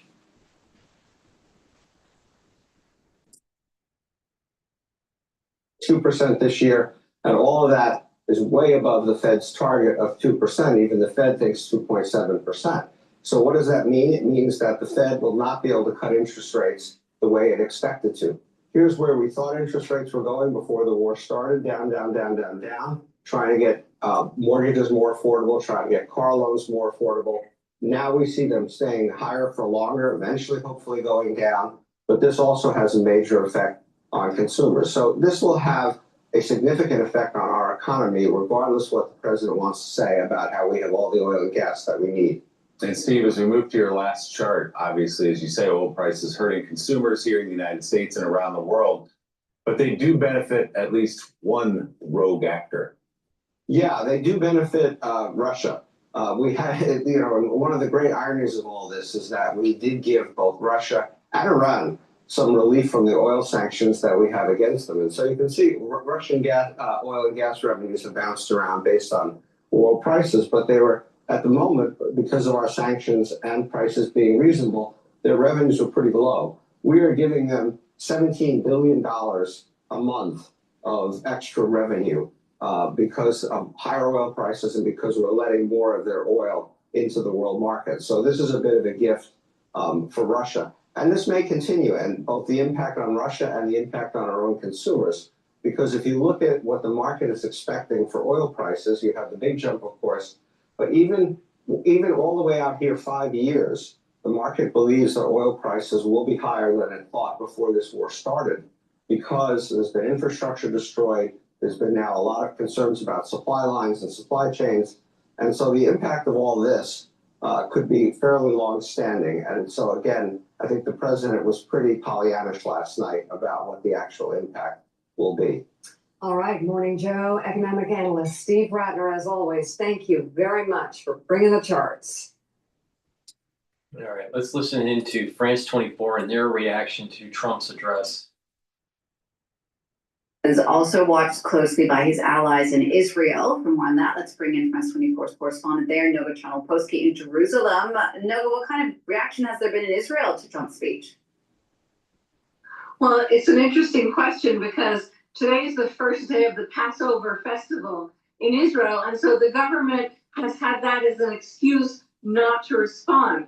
But behind the scenes, there is confusion on the one hand. The Israeli public now is beginning to grasp that Israel's interests are not in the top of Donald Trump's mind. He barely mentioned Israel. And before giving this speech in a sort of offhand remark yesterday, he said he wasn't worried about the nuclear threat from Iran. He said we can look at it from the skies. We can see it from above. And this leaves Prime Minister Netanyahu in a very, very tight spot. Prime Minister Netanyahu just a month and a month ago, when this war started, promised Israelis regime change, not just saying regime change, but he actually promised that the Iranian regime would fall. And he promised that Israelis would be free of the nuclear threat from Iran. And it now appears that neither of these are top of mind for Donald Trump. And it also appears clear to Israelis that only Donald Trump will decide the timeline for this war. So joining other countries like the United Arab Emirates, Saudi Arabia, Bahrain, Israel's now clearly facing a situation where the outcome of this war, if in fact it ends in the timeline that Donald Trump outlined, without any of the major issues resolved in favor of the American position, it would leave Israel more exposed, in greater danger than it was before. So I think that for the Israeli government, this has been, I would say, a blessed festival day in which they haven't yet had to respond, but they will. We should expect something by this evening. And Nova, given all that you're saying, I mean, is that just another sign that cracks are perhaps starting to show in support for the Israeli government and Benjamin Netanyahu? Indeed, a few remarkable things have been seen here in Israel, Jeannie. For one, an Israel Democracy Institute poll shows that while a majority of Israelis still support this war as they perceive it, as something that could secure safety for Israelis, the support has plummeted by 20 points in just 1 month. So over 90% supported this war at its start, and a month later, we're down to a little bit over 70% of the total Israeli population, including Jews and Arabs. There's that. And on the other hand, a really astonishing rift has broken out into the public between the Israeli army and the Israeli government. Yesterday, the chief of staff of the Israeli army issued his second stark warning in under a week. He wrote a letter to Prime Minister Netanyahu's coalition accusing them of basically forsaking him and Israeli army soldiers. He said that the army is accusing him of acting out of weakness, accusing him of responding to the calls from, quote, left-wing TV stations, whereas in fact, he says he is watching out for the well-being of the military and its norms. He said this specifically regarding an incident in which Israeli soldiers attacked a CNN crew and he then punished them. He suspended the brigade. And he said, on the other hand, that the government is failing to pass a budget that could sustain this military effort and failing, moreover, to pass a draft law which would allow him to bring in much needed more personnel. So we really are seeing an open breach, and we should keep an eye on that over the next few days as well. Nova, thanks for that. France 24's Nova Channel Postgate reporting from Jerusalem. All right. Well, all right. I'm going to pivot over to Bloomberg talking about Trump's threat on Iranian civilian sites, please go to my store, the-studio-reykjavik.com, and get the lignans. This will help to bring down inflammation, soak up free radicals. This is going to help to boost up the immune system and the endocrine system. It also helps with brain function and cardiovascular health. By bringing down inflammation and soaking up free radicals, you're reducing stress, you're reducing plaque formation, you're helping your neurons to be healthy. That's really important. Bringing down inflammation is key, is a major vector to slowing down the aging process. So please go to my store and get the lignans. You can take it with or take it separately. Ashwagandha root. Ashwagandha root will help to control your blood glucose levels and your cortisol levels. Bring down inflammation, super important. It'll help to boost up that immune system, help with your cardiovascular system. And when you're bringing down inflammation, you're bringing down stress around the neuron, you're maintaining that neural network, super important. So please make sure you take the ashwagandha root every day. And like I said, you can stack it with the lignans and the turmeric together to get the max benefit. So please go to my store, the-studio-reykjavik.com.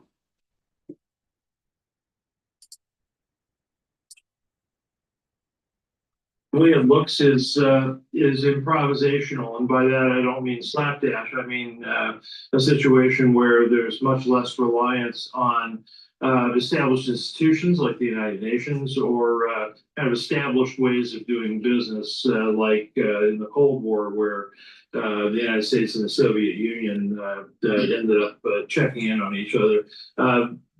The watchword of the Trump foreign policy is interdependence, and that's the way the diplomacy runs too, I think. But there's now an outlet for potential diplomacy here. I listened carefully. A wonderful interview on CNN yesterday with John Bolton. And Terry, I thought of you actually, and that there's this whole effort to try to find a real politic. John Mearsheimer of Chicago and realists out there, even Robert D. Kaplan, talking here about these are the facts right now. Is there any real politic to the Donald Trump foreign policy, or is it truly just an ad hoc as we're observing? No, I think there's, but I think it's possible to be both realpolitik and and a bit ad hoc. I think markets get distracted by Trump's Eeyorishness, if you will, from that great foreign policy tome, Winnie the Pooh, and kind of the negative aspects of, God, I hate NATO, I hate this, I hate that, and you're all terrible, and miss that, and miss the context. The context is we were, even before this speech, we were going to keep on squeezing on Hormuz and the options. He continues to want European and allied help, which is somewhat being developed, but not completely. But he's not going to get out of NATO. He's not going to cut off the UK while the king is going to come this month, and he's not going to abandon the Middle East. These are major non-NATO allies who are, among other things, major investors in the United States. Thus the interdependence part of this. And he's not going to abandon the situation. And that was always pretty clear, even though markets talked themselves into something otherwise.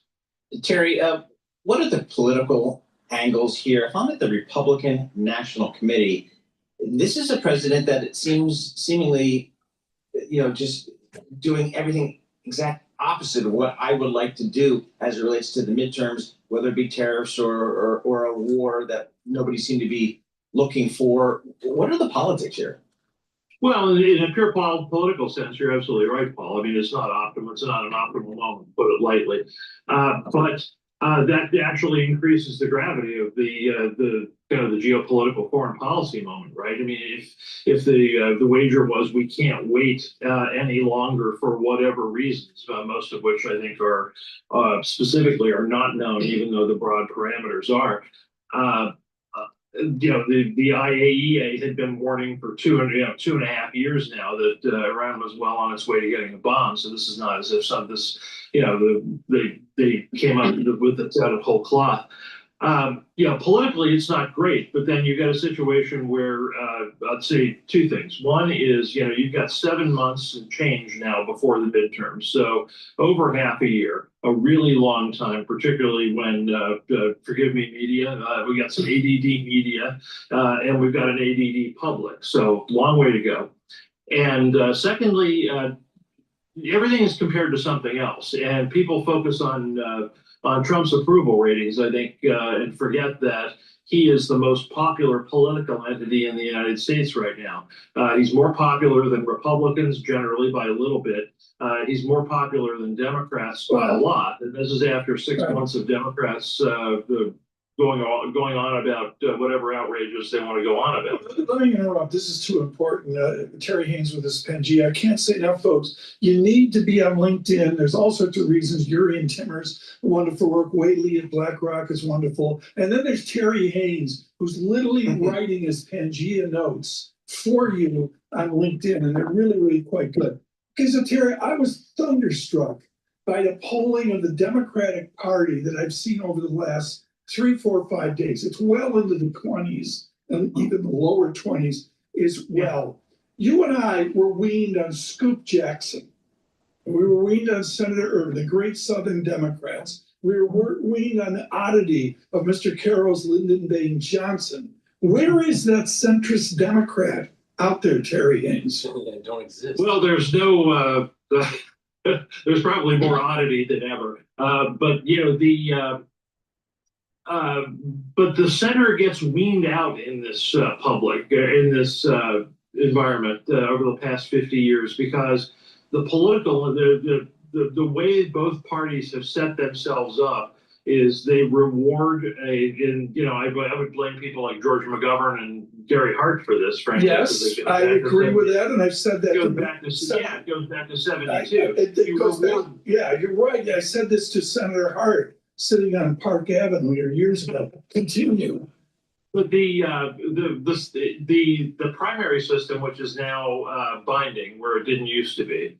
I mean, when Adlai Stevenson got nominated in 1952, he got nominated on the basis of his keynote speech in the Chicago Convention, and people started looking around and saying, "Why don't we get that guy?" That sort of thing. And but it rewards, the binding primaries reward extremists. So now what you have are people who are like political junkies, purists, really. Political purists kind of running both party primary outlets, and that tramples on the broad center. And to sort of fix this, you got to fix that. I got to go to a headline, but Terry, this is too important. So if I'm mayor, is he Mayor Emanuel or Ambassador Emanuel? I'm not sure. Ambassador Trump's mayor. Yeah, Rob Chicago. Okay, Terry, I mean, where's the place in the next Democratic Party for somewhat centrist like Mayor Emanuel of Chicago? Well, Ron's trying to carve a place out for himself, frankly, and he's judged quite correctly that there's no more market for purists, but there's plenty of market for pragmatism and kind of wedging your way through, and hopes to appeal in that way. But to do that, though, he of course has to attract money and energy that resides with the purists in the party. So he's swimming against the tide to some extent.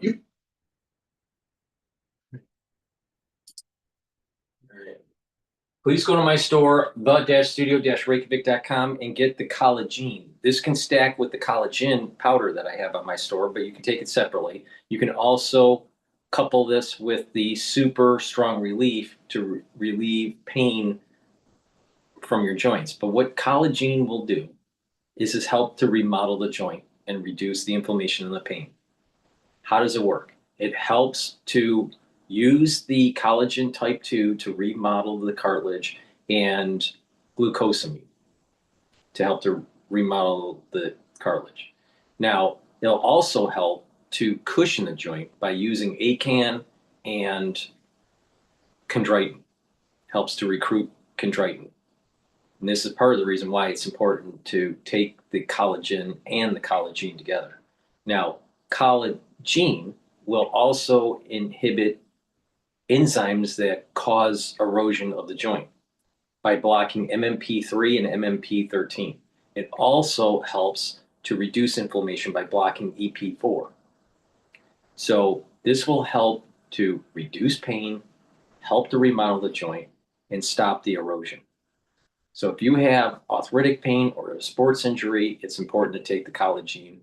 My recommendation is to take the collagen and the collagen And if you want temporary relief of the pain, also take the super strong relief topical that I have on my store. But this is a great way to remodel your joints and get them healthy. If you have joint issues, you want to approach it and try to remodel them early, because you don't want it to fester and cause additional erosion of your cartilage.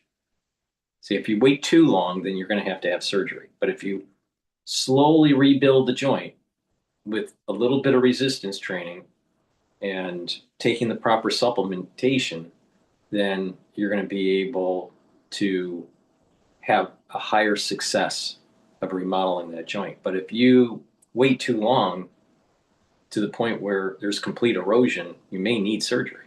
So it's important as you get older, especially if you've had sport injuries, to approach the problem and to mitigate it as soon as possible.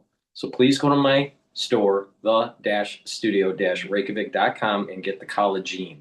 But you can stack this with the collagen also.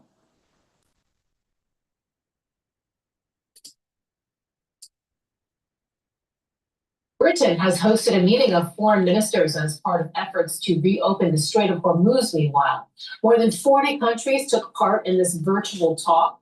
The U.S. did not attend. Britain wants focused diplomatic and economic pressure on restoring access to this vital shipping route, which has been largely shut down by the U.S.-Israeli war against Iran. Now, the meeting, it's following statements from the U.S. president that countries relying on oil supplies through the strait should show some courage and just grab it. In her opening remarks, Britain's foreign minister left no doubt who she thought was to blame for the energy shock. We have seen Iran hijack an international shipping route to hold the global economy hostage. And that Iranian recklessness towards countries who were never involved in this conflict, which we and 130 countries across the world have strongly condemned at the United Nations, is not just hitting mortgage rates and petrol prices and the cost of living here in the UK and in many different countries across the world, it is hitting global economic security. And from where I'm joined now by our Brussels correspondent, Terry Schultz. Terry, how important was this meeting? Sarah, I think it was important. Anytime you get some 35 foreign ministers together to talk about something that is hitting their populations so hard as this blockade in the Strait of Hormuz is right now, it is important. It is the opportunity to really discuss what tactics they have at their disposal, what resources, military or otherwise, they have that they could bring to bear to open up the shipping lanes if necessary. It's just an important time to clear the air. Now, of course, the United States wasn't one of these 35 countries, and it could have been useful to hear what the United States is planning to do. As you heard from your previous guest, it is not at all clear, not even to the allies. On the other hand, since the Trump administration has done virtually nothing except criticize its allies and not brought them into any sort of planning, that might have also been a waste of time to have an American representative there. Terry, do you have the sense, from the politicians that you're speaking with and also the statements that they've been making, are European countries relatively aligned on how they want to position themselves in this crisis, or are there divisions behind the scenes? It's really hard to know, again, because the United States has not made clear what its plan of action is. What we have seen until now is that Europeans are not willing to go to deploy any assets while hostilities are going on. The United States doesn't want to put its own navy, doesn't want to put its own people in the line of fire. And so Europeans definitely don't either. They feel like they didn't cause this and that their people shouldn't die for this. Now, they're pretty much aligned on that. It remains to be seen what countries are going to be willing to do when hostilities cease, and that is the time period they're talking about, being willing to send military assets to help clear the shipping lanes once the war has ended. And we don't know yet. It's just too early to say. So they can sit in a room and talk about hypotheticals. What would we do if the U.S. does X or Y? But again, they really don't have inside information. And I've heard this from officials even speaking off the record. They do not have any idea. The U.S. is not sharing anything about their plans. So it's hard to say what page anyone is on at the moment. And you recently interviewed the Estonian foreign minister on his country's position. Let's have a listen and then we'll get your feedback thereafter. US has not asked anything, so that's the case. So if US are our largest, strongest ally in NATO as well, we have US troops in Estonia, Latvia, Lithuania, Poland. If they ask our support, of course Estonia is considering this support. But there is no ask. There is no actually the understanding what is the final goal, what we should do there. Now we see as well that a couple of countries will say that this is not our war. They are now considering the coalition after the war to demining the region and whatever. So I think that we need to stick together. And of course, we didn't start the war, but this war directly is, infecting us a lot. That's a relatively supportive message. I mean, it seems clear there that Estonia would consider supporting the US if asked. What do you think he might be prepared to offer, Terry?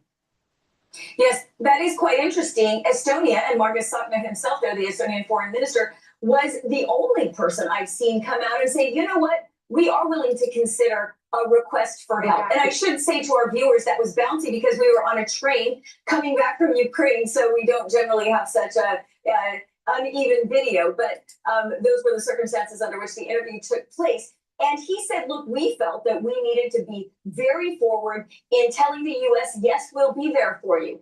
And then it's even more surprising that the US does not come back with a request and instead criticizes allies as if there had been a request that has been rejected. So Estonia is a very interesting case here. Now, what does Estonia have to give? He said, we're not that far yet because the United States has not responded to us. It's a very small country, 1.5 million people, a small navy, some planes for its own domestic air force, but it's not clear exactly what Estonia would be willing to give. He said the sentiment, the willingness was the important thing for his government. DW correspondent Terry Schultz. Thank you, Terry.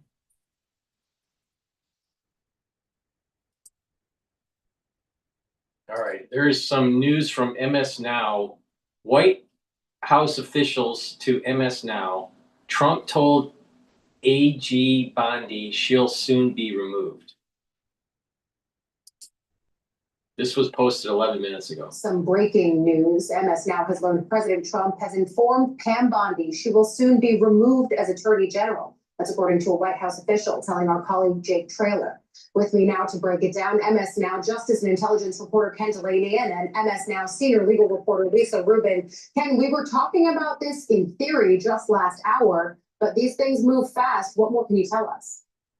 Yeah, Allie, it is a fast-moving story, and our intrepid White House team, as you said, is digging into this and is now hearing from multiple sources that this departure is imminent, that Donald Trump has decided to replace Pam Bondi as Attorney General, and among the people he's considering to replace him is Lee Zeldin, the former congressman who's the EPA administrator. That would be an interesting choice because I don't believe Lee Zeldin has ever served as a prosecutor. We've also heard the name of Senator Eric Schmidt, who was the Attorney General of Missouri, bandied around. There's a lot of speculation swirling, a lot of people putting their names in for the job. I would imagine, as someone who's covered the Justice Department for a long time, that Todd Blanche, the Deputy Attorney General, who served loyally as Donald Trump's defense attorney, would put his name in and would want to be the Attorney General. Although the question is he too closely associated with the administration of Pam Bondi? Pam Bondi obviously came under fire, even from Republicans on the Hill, for her handling of the Jeffrey Epstein matter, for initially seeming to promise revelations when she handed out a bundle of files to influencers early in the Trump presidency, only to then later acknowledge that there was nothing in those files, and then to endorse a statement from the Justice Department saying essentially there's really not much to see here, there's no further prosecutions expected, and then to decide not to release the files, only to be forced by Congress to preside over this massive release of millions of pages of files, which by some accounts was handled badly, mistakes were made. But that's not the only reason Pam Bondi is on the hot seat here. Donald Trump reportedly is incredibly dissatisfied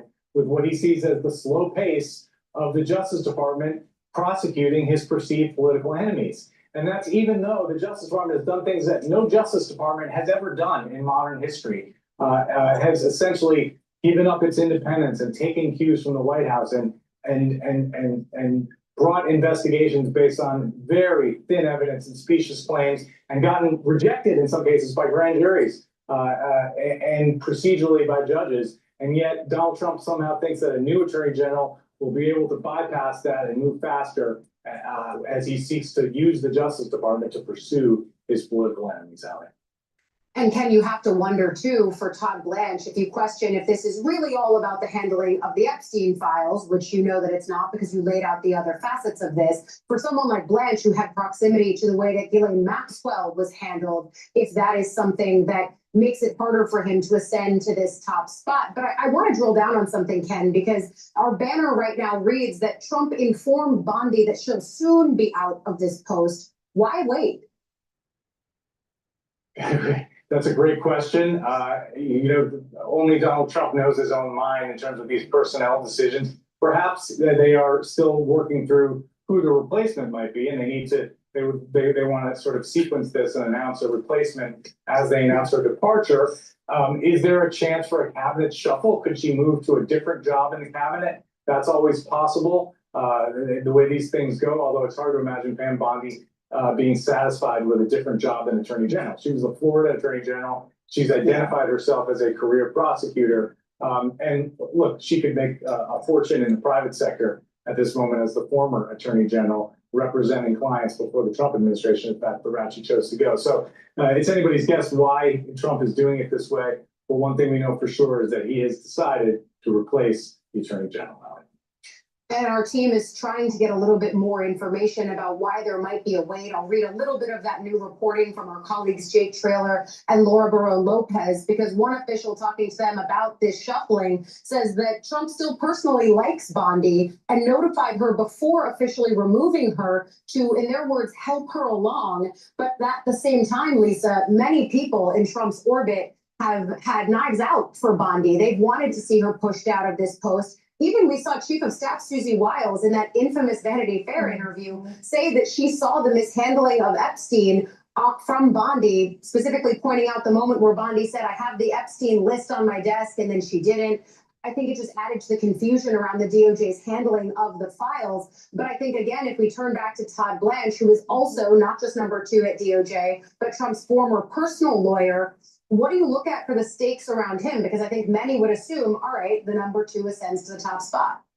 Well, certainly on a temporary basis, the number 2 ascends to the top spot. We saw that last time, for example, when Bill Barr resigned at the very end of the first Trump presidency. Jeffrey Rosen, who was then the Deputy Attorney General, became the acting Attorney General and had to deal with the increasing pressures on the Department of Justice to intervene in the election, and ultimately was the Attorney General in place when January 6th happened, Allie. But let's go back to why not Todd Blanche? Because perhaps of some of that administration dissatisfaction with Pam Bondi and how she handled that initial promised rollout. You remember on January 30th, when 3 million pages of documents were released in the Epstein files, who stood at the podium and took questions and really described to the press assembled, I believe Ken was even in the room that day, what was about to happen? It was not Pam Bondi, it was Todd Blanche. And so Todd Blanche cannot disavow the handling of the Epstein files any more than Pam Bondi could. Many people might say that he has been the face of the administration with respect to compliance or attempted compliance with the Epstein Files Transparency Act.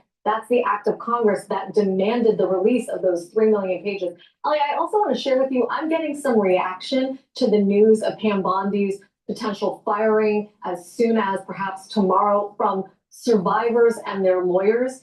And many of them are somewhat buoyed to hear this news, but of course for them, this is sort of a necessary but not sufficient move. They say Pam Bondi still has some explanation to do for how this has all gone down.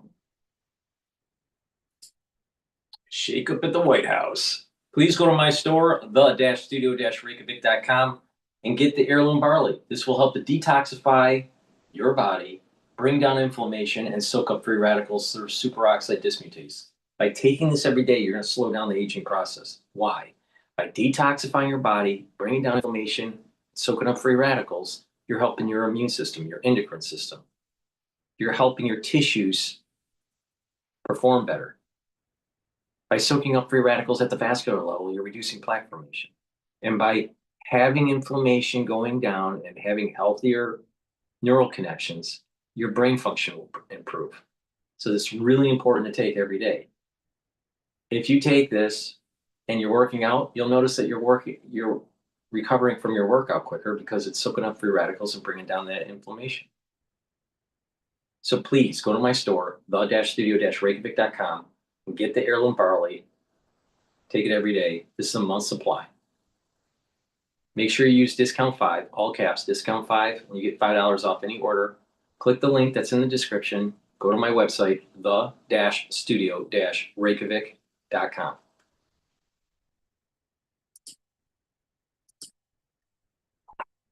Saw that in Truth Social posts this week. We heard it last night, telling them that they should gain this delayed confidence, in his words, and go and take their energy commodities that are currently stalled in the strait. And Joe, this has come with heightened threats against our NATO allies that the U.S. could withdraw from the alliance since they haven't met the president's demands when it comes to reopening that critical waterway. And we should point out today, the United Kingdom did convene the foreign ministers of 35 countries to discuss the issue, but we heard some messaging already, including from the French President Macron, who said that it is, quote, unrealistic to expect that the strait could be opened through military means. It feels like the prevailing sense right now is that it's going to take a cease in the hostilities in order for our allies to commit military assets to help reopen the strait.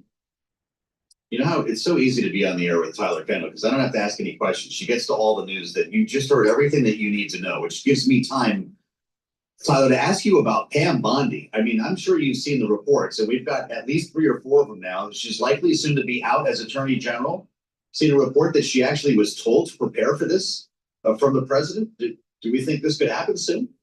Yeah, so there's been multiple outlets. This started last night, of course, with the New York Times. Then we saw this new report this morning from Semaphore that apparently the president has conveyed this message. We're going to have to see what ultimately comes from this. A lot of news outlets are citing people familiar with the matter, upset about how the Department of Justice has ultimately handled the Epstein files, something that at this point has followed President Trump and has really caused some political turmoil in the party as we head closer to the midterm elections. This White House is really trying to distance itself from the release of those files. Now, all of this reporting has cautioned, and we should note that a final decision hasn't been made, but it's going to be something that we're going to watch really closely. As we just saw a few weeks ago, President Trump dismissed the first person in his cabinet, Kristi Noem, the DHS secretary, over handling of immigration policies. And I think as we get closer to the midterms and the White House plays defense on multiple issues, you might start to see more of these shakeups.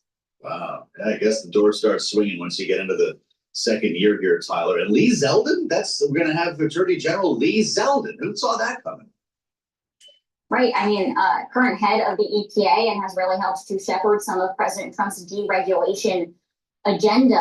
Of course, a former candidate for the New York gubernatorial seat at one point, but he's really elevated himself in the administration as we have seen this deregulation push. And that also is coming into play when it comes to the energy market. Of course, something that we've talked about as a potential option that could potentially help bring down energy prices has been waivers to get more higher ethanol gasoline content onto the market. Not to change topics completely, but that's important for our conversation about bringing down those prices. And President Trump's been pretty happy with Zeldin's job so far.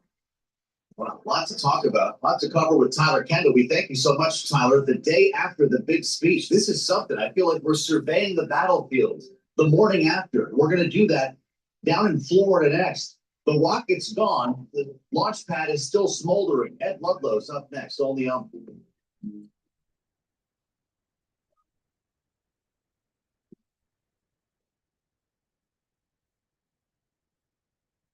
But so far, for the GCC, it has already tremendous effect.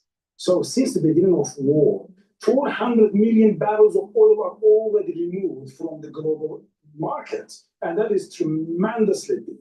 Just before the war, 20% of the oil, crude oil, and 20% of the natural gas, or LNG, was passing through the Strait of Hormuz. Now it is dropped to 5% of the normal level. So it's understandable that the GCC is calling on the international community to secure the maritime corridors. But the third demand that I think is quite a new element, and the GCC is quite clear about it, saying that include GCC in all discussions, talks, and agreements with Iran. So that is important because before, so there were talks between Iranians and Americans. Failure or the success at the end of the day was just related to these two parties. But this war has shown that when there is a war between these two parties, so it is the GCC that is paying the highest price. And that's why now they say, well, we are not going to remain silent or be sidelines.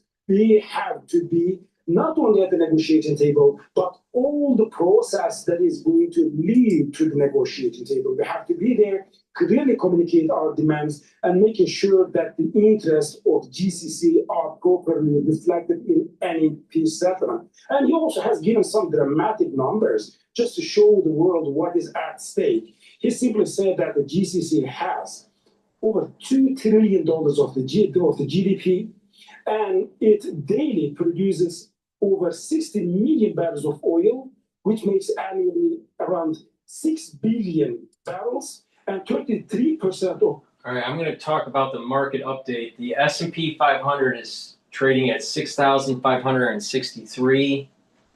Oil is trading at $111 a barrel. VIX is trading at 25.61. Bitcoin is trading at 67,000. The Japanese yen, it's at 159, and the Euro USD is trading at 1.15. Natural gas futures are trading at 2.806. Now, for the S&P 500, for the ones that haven't been paying attention, the S&P 500 support level should be at 6,450. The resistance level is at 6,600. And we're trading at 6,561. If it breaks 6,450, the next major support level, and it's a strong support level, is 6,140.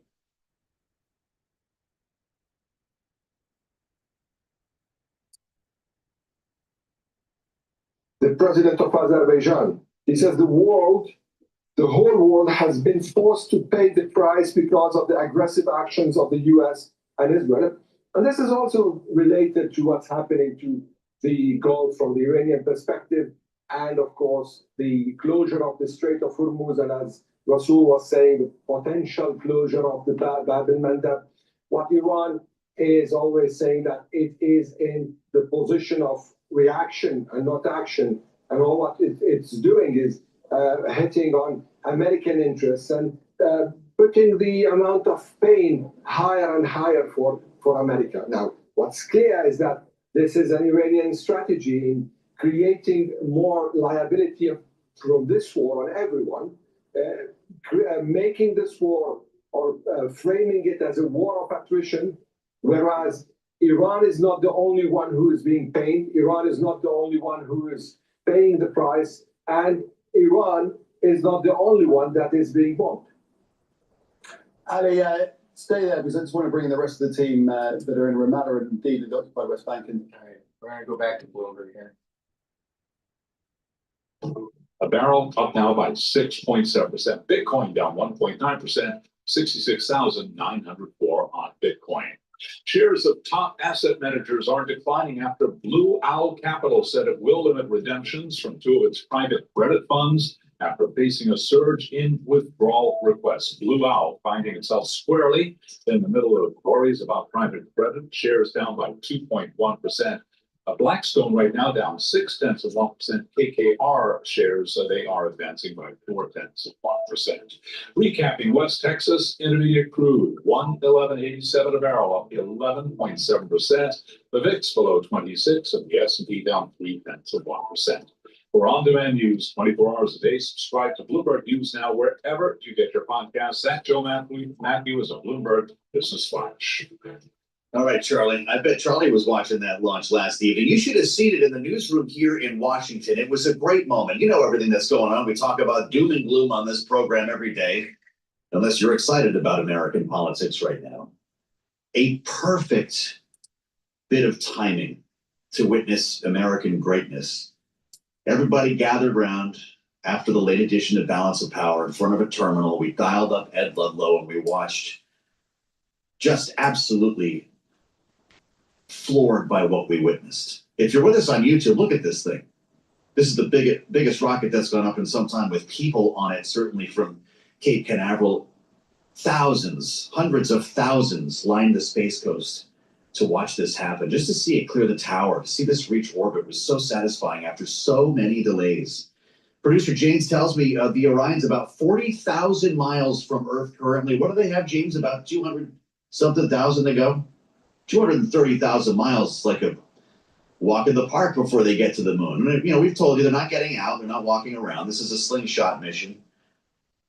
And they're going to go further away from Earth than they ever have before. This is, of course, the next step to actually getting back to the moon, building a base, and eventually getting to Mars. This is big stuff.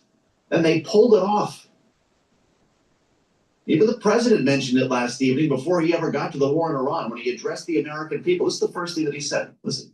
Let me begin by congratulating the team at NASA and our brave astronauts on the successful launch of Artemis 2. It was quite something.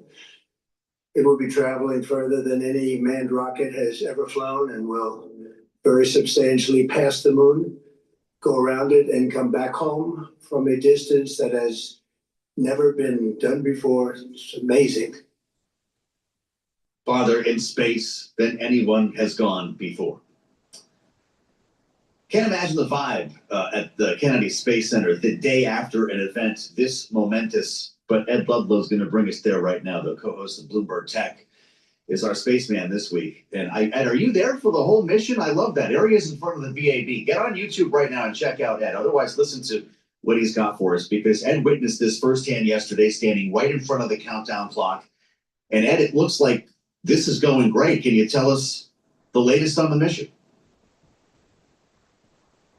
Yeah, I would just first point out, Joe, as well, that there's a lot of critical personnel in Houston, of course, that are right now maintaining contact with the crew inside of the Orion spacecraft. Your summary and introduction of where we're at and the significance, just spot on. Essentially, this morning, the Orion spacecraft conducted a burn that took it from low Earth orbit to higher Earth orbit, but it's still in this kind of holding pattern, an elliptical orbit of the planet, while they conduct tests of key communications, propulsion, and other systems. And what we're gearing toward is an absolutely critical moment, somewhere between 7 and 8 p.m. Eastern time, when NASA has to decide, along with the crew, are we or are we not a go for that translunar injection? In other words, the final burn from the main rocket that's left with the Orion spacecraft to propel it towards the moon. And there is jeopardy in that. There is risk in that. Of course, it's highly calculated. But in the broader context of what you outlined in America's ambitions of the moon, you know, were they to not go ahead with that and decide to come out of Earth orbit and come back to Earth, that would be a big blow to the project. So we are watching very closely on an ongoing basis for the next few hours. Mm-hmm. So you said around 7 to 8 p.m. Eastern time, this decision will be made. Ed, what will that decision be based on? Yeah, based on data, based on the functionality of the avionics, the propulsion system, the input from the 3 Americans and 1 Canadian that are on board that Orion spacecraft. But this has all gone to plan so far. It has all gone to the timeline as outlined in some detail in advance by NASA. And if they make that decision between 7 and 8 p.m. Eastern, the burn itself will come just after 8 p.m. Eastern. Okay, and then it's what, 4 days to get there, Ed? 5 days? This is a 10-day mission in total. Yeah. Yeah, this is where the mainstay of the mission comes. So it is 4 days to go the balance of the 250,000 miles, which takes the Orion spacecraft to within about 4,100 miles of the lunar surface. And so we say this is record-breaking because it takes a human crew manned mission deeper into space than any have gone before. But that distance in proximity to the dark or far side of the moon, really interesting. But there's a reason, right? They want to see the dark or far side of the moon to make observations, to use different sensors to take readings of the surface of the moon. Is there water there? Is there a way of releasing oxygen? Are there other minerals? And then the final part that's absolutely key is the free return trajectory. Basically instead of relying on propulsion from thrusters or a rocket, relying on the gravitational field of the moon and the Earth's gravitational pull to slingshot the Orion spacecraft back around and back towards Earth, which is, it is a fascinating physics-driven maneuver. And ultimately, in 10 days' time, splash down off the coast of San Diego, U.S. West Coast.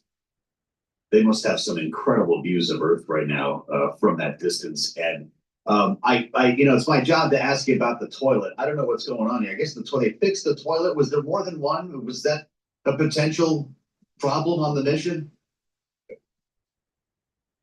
I think there's more than one deployable system. That was an issue. Was it you and I discussing the 43 cups of coffee that have been designated that's to right. the crew It's go the somewhere. 10-day mission? Yeah. So it's a direct correlation between the diuretic that is coffee and what's going on there. But again, this one of the best conversations I had on the ground yesterday was with Robert Lightfoot, a one-time acting administrator at NASA, but he did 30 years at agency. Now he runs Lockheed's space program. They are accountable for the Orion spacecraft, and the crew was so intimately involved in the design and development of the building of that spacecraft. I heard that interview. It was great. And of course, Ed is much more graceful than to get into the grisly details. But I did learn that it's a suction driven. They don't use water in the toilet up there, right? So this thing has to work for them to get to the moon and back. Yes, in a zero gravity or microgravity environment, the traditional system that we know to be the lavatory would be ill-advised. Indeed. This is, of course, not why Ed went to Cape Canaveral.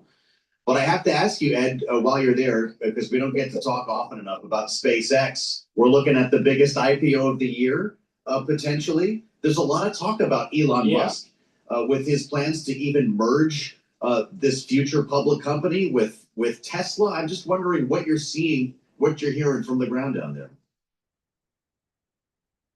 Yeah, I mean, one thing that one's reminded of when you visit the Space Coast is that, we went over this thing yesterday, Joe. I first visited as a kid in the early 2000s. Now, this has got SpaceX all over it. SpaceX has facilities hangers. This morning, when I pulled into the parking lot at the launch complex, there was a SpaceX Falcon 9 rocket that took off overhead. It's so normal and with regularity. What I reported this week, and told by sources, is the S1 went in confidentially. They filed their prospectus confidentially for the IPO. The target valuation is 1.75 trillion to 2 trillion, and they want to raise a lot of money, $75 billion.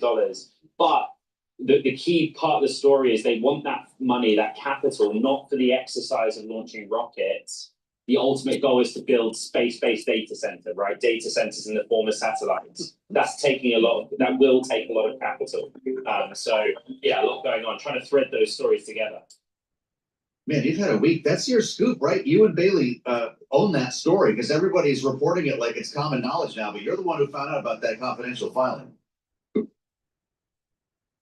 Yeah, and what I would say is that a number of weeks ago, I won't put an exact date on it because a lot's happened, but we had also reported that there were two proposals on the table initially, right? Pre the merger, SpaceX with Elon Musk's AI company XAI, there had also been a consideration of prior to an IPO, just merging Tesla with private SpaceX. That it would appear isn't happening, but there was a big body of investors that really supported that.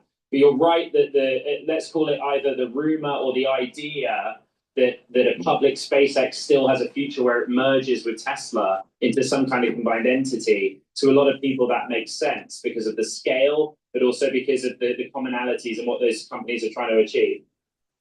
And just lastly, with regard to those commonalities, Ed, do we envision a world in which robotics made by Tesla are building data centers that are brought to space by SpaceX? Is that how this comes together? You could go a step further and say you envisage a world where Tesla's Optimus robot is the first wave that goes to Mars, right, to protect against what would happen to human life, send a robot, or indeed on the moon base. These are ideas, they're theories, they're business plans at most, but that's kind of what we're talking about here. In the more near term, the idea is that if SpaceX is going to build data centers in space, Tesla has its own chips that it makes in-house. Tesla could also be a big customer of running inference, running the AI models with those satellites. That's more near term what we're talking about. Wow. Yeah, we got there. This is super cool stuff. Adam, delighted that you're still in place and that you could join us today on Balance of Power. Thanks for all of your great coverage. Helping to bring us there makes such a... Please go to my store, the-studio-reykjavik.com, and get the resveratrol. Resveratrol will help with youthful gene expression, help to get rid of cells that are in senescence. Your tissues will perform better. Your mitochondria will produce more ATP, so you'll have more energy.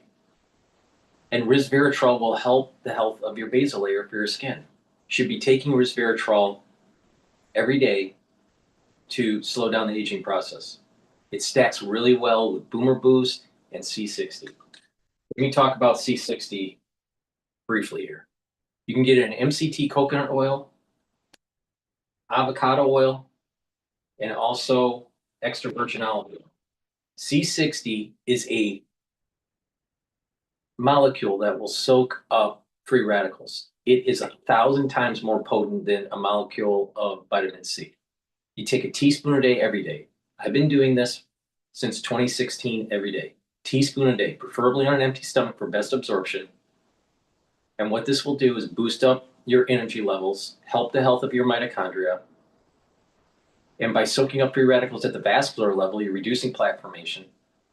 And it'll also help to bring down inflammation, and it'll help to reduce stress in your tissues, including your brain. So your neurons will perform better. Over time, you'll notice that you'll have positive neuroplasticity, you'll be thinking better, you'll have better memory. In addition, your endocrine system and your immune system will perform better. Your thyroid will perform better. Your other glands will perform better. Please go to my store, take it a teaspoon a day, every day. But please go to my store, the-studio-reykjavik.com. Get the C60, take it every day. And like I said, it stacks really well with the resveratrol. But it also stacks really well with the Boomer Boost, the turmeric, the ashwagandha, the lignans, the Max 35. And when you stack these all together, including the probiotics and the multivitamin that I offer on my store, you're attacking all these aging vectors and you're slowing down the aging process. So please go to my store, the-studio-reykjavik.com, and get the C60.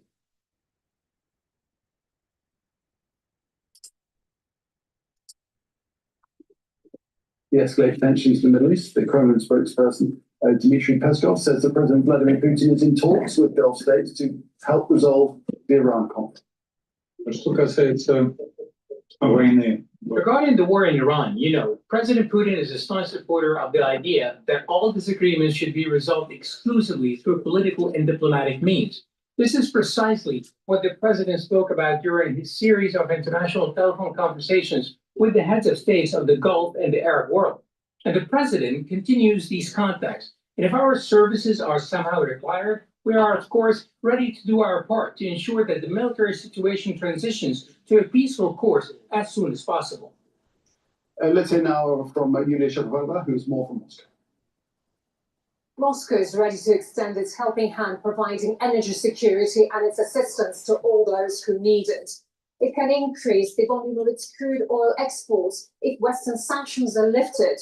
During a phone conversation, Vladimir Putin and Saudi Crown Prince Mohammed bin Salman were discussing the joint participation of Russia and Saudi Arabia in the OPEC Plus to stabilize the global oil market negatively affected by the crisis in the Middle East. And also, at a meeting in the Kremlin with the head of the Egyptian Foreign Ministry, Vladimir Putin promised to continue to supply food and grain to Egypt, while Egypt supplies Russia with fruit and vegetables in return.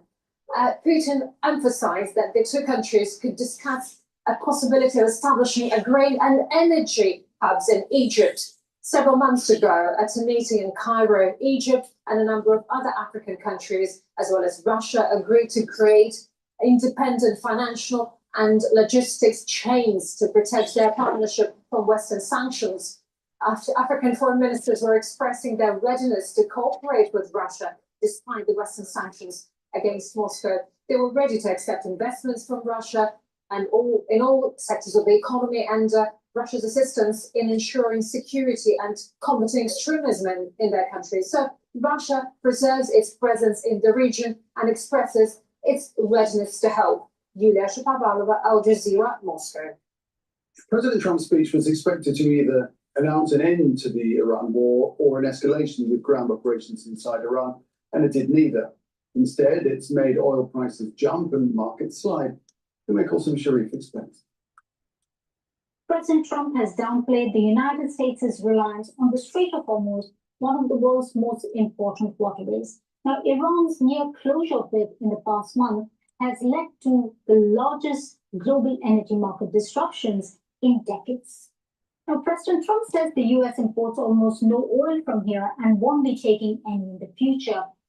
It's true, crude imports into the U.S. have fallen drastically over the years, but it still relies on the Strait of Hormuz for a fraction of its imports. Now, government data shows in 2024, it brought in 500,000 barrels per day. That's 7% of its total crude oil imports and 2% of its petroleum product imports. The way President Trump also sees it, the U.S. is the world's largest producer of oil and gas, and it's insulated with what's happening thousands of kilometers away. And yet, people are paying more at the pumps because gas prices are more than $1 a liter, the highest since 2022. Now, the U.S. and Israel's war on Iran has also left the rest of the world feeling the pain of supply disruptions and rising prices. Hours into President Trump's speech, we've had oil prices jump and we've had Asian stocks slump. Now, the UK and dozens of countries have held talks on reopening the Strait of Hormuz. Remember, much of the oil and gas produced in the region is headed to Asia, but some part of it also up from the Suez Canal into Europe. About 2,000 ships are stranded because of Iran's partial blockade in retaliation to US and Israeli strikes. Now, before the conflict, tankers carried 20 million barrels of oil, or 20% of global energy consumption, passed through this strait every single day. But in the past month, very few ships have made this passage in coordination with Tehran. Earlier, I was joined by James Meadway, who's host of the economics podcast Macrodose and a former UK Treasury official. And he says the latest comments by the US president have done little to settle the energy markets that are increasingly shaken by the conflict in Iran. Donald Trump didn't really say anything. In his 17 or so minutes, he was talking, a lot of belligerence, some threats, some backtracking, some suggestions of terrible new things happen, but nothing that sounded like, and this is what people will be looking for, nothing that sounded like a resolution to this. The promise of a resolution in 2-3 weeks in this usual time frame, but nothing concrete. And that is what is causing this level of fear, because the disruption that we've seen over the last it's now just over a month of the Strait of Hormuz being closed is starting to ripple out beyond Asia, which has already been very significantly hit by that disruption to oil and gas supplies, and now really rolling into Europe. We've seen the first country there, Slovenia in southeastern Europe, impose oil and fuel rationing on motorists. You can only take a certain amount at the petrol station. You go to fill your car up in the country now. And warnings from the EU that people will have to start thinking about driving less and this sort of thing. So that ripple effect is starting to play out as the last boats to make it out of the Strait of Hormuz before the closure arrive in Europe. That's where the ripple effect starts to come in. And that, I think, is what's really frightening people who are trying to trade at the minute, is that there's no real handle on where to go next. And these ripple effects, these impacts, how quickly... All right, let's go back to balance of power there.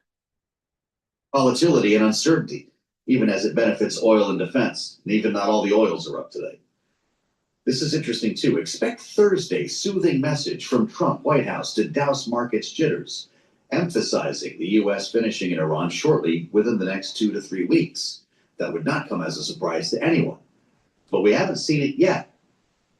In fact, the president just posted on Truth Social a video of a bridge coming down, a blown up bridge in Iran. He writes, the biggest bridge in Iran comes tumbling down, never to be used again, much more to follow. Then it goes all caps. It is time for Iran to make a deal before it's too late, he says. And there is nothing left of what still could become a great country. Of course, he has said repeatedly that it is too late. And spent time last evening trying to make the case for war and establishing what remains an elusive timeline here. We've heard him reiterate the 2 to 3 weeks. He did it again last evening. Here's the president at the White House. We are going to finish the job, and we're going to finish it very fast. We're getting very close. I want to thank our allies in the Middle East, Israel, Saudi Arabia, Qatar, the UAE, Kuwait, and Bahrain. They've been great, and we will not let them get hurt or fail in any way, shape, or form. Interesting, thanking the countries in the region there, as opposed to our NATO allies, who he did castigate. But then there was the talk of escalation. Once again, we get the two messages. You heard what he just said. We're going to finish the job. We're going to finish it very fast, and we're getting very close. But then came the back to the Stone Ages line, as he says that over the next 2 to 3 weeks, we're going to bring them back to the Stone Ages where they belong. I don't know what that means for help is on its way, when he was referring, of course, to helping the protesters on the streets, because now he's talking about, this is a quote, to hit each and every one of their electric generating plants very hard and probably simultaneously. Let's go through all of this with our panel. We've got a great one today, sensitive to politics and political optics, which of course an address like this is all about. Bloomberg Politics contributor and Republican strategist Rick Davis is here, partner at Stone Court Capital, alongside Democratic strategist Matt Bennett, Executive Vice President for Public Affairs at Third Way. Rick and Matt, it's great to see you, and I'm curious your thoughts today, Rick Davis, just in general. Let's start wide and we can zero in on some of the messaging here. The president had been criticized for not doing this yet. So 5 weeks into the war, there he is in the cross hall, the doors open, walks up to the podium. A lot of people commented how it was dimly lit. Some folks referenced low energy because he was reading, not doing the big rah-rah rally thing. And I'm wondering if you think he managed to reach people in their living rooms last night, whether they were planning to see him or not.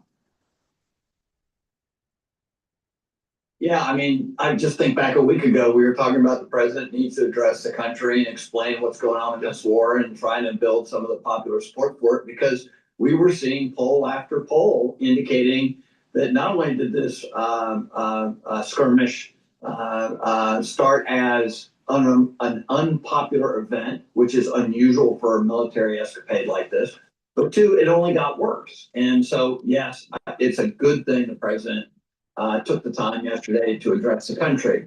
I would say the audience that I could tell he was talking to was his base. He basically built a rationale for, if you like Donald Trump, here's your talking points for the next couple weeks. And I really didn't feel like he was addressing the elephant in the room, which is the rest of the public wondering, why are we doing this? When are we getting out? What are the benefits to this for our country? It was really kind of a baffling speech in that regard. He said specifically what he wanted to do, and the Pentagon has been saying daily what the goal is. I mean, come on. No one, just because he says this, it just doesn't mean it's true. I mean, come on. Prices, the dollar, interest rates, and stock futures. Matt Bennett, did the president make this better or worse with the speech? Certainly didn't make it any better. I don't know if you could make it worse, because it was pretty bad going into last night, as Rick points out. And I very much agree with Rick that this was a speech to his base that is starting to crumble around this issue. There's some very high-profile skeptics like Tucker Carlson and others, and I think he was trying to shore that up. He was definitely not talking to Democrats, and he certainly wasn't even talking to swing voters who are wondering just what we're doing there and why paying $4 a gallon for gas is making America. So the theocratic regime doesn't have a nuclear weapon. I thought that was very clear. And they've been saying that almost every day. I mean, crazy. These people are crazy. Really comes to an end and when the Straits of Hormuz open, and there is zero in that speech to tell us how tankers are going to start getting through the Straits. And that's why you saw the markets do what they did.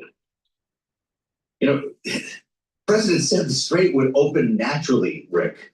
I'm not sure what that meant other than if you give this enough time, Iran needs to make a living and will start allowing some oil to pass through. But now there's news today that Iran is working with Oman to establish a tolling system for the strait. Is that how naturally things are going to open? Well, you hope not, because that kind of is de facto Iranian control of the Strait of Hormuz. It's never been that way, and it should never be that way. That gives them enormous leverage on a quarter of the world's supply of hydrocarbons. It's completely unacceptable. And I thought that was the weakest part of the president's speech was, how do you address the Strait of Hormuz? And other than that throwaway line, which is, once we end hostilities, it'll sort of take care of itself naturally. There's nothing natural about the goings on we're not talking about the run of the salmon in the Colorado River here. I mean, like, we're talking about oil tankers, the fuel for the economic growth of most of the world. So if he completely destroys the IRGC, don't you think that there's nothing inhibiting the oil tankers? And I think that's what he meant. I mean, these people, they're so dumb. Ron, I mean, to not even talk about the plan that you're submitting for a peaceful transition, I was shocked by that. This is the way you're solving this problem, and it wasn't even addressed. Wow. There's so much here that they're trying to spin it, and I'm glad that we have a couple of hours here because they're part of they're part of the paper belt, the intelligentsia of the East Coast, and that Trump can't think. That's the way they're projecting this. Trump can't think. He doesn't have any strategy. He's just too stupid. Really? He's done more in his life before he turned 50 than any of these people put together. Plus, Trump is blessed. Do you really want to go against the blessing? I don't think so.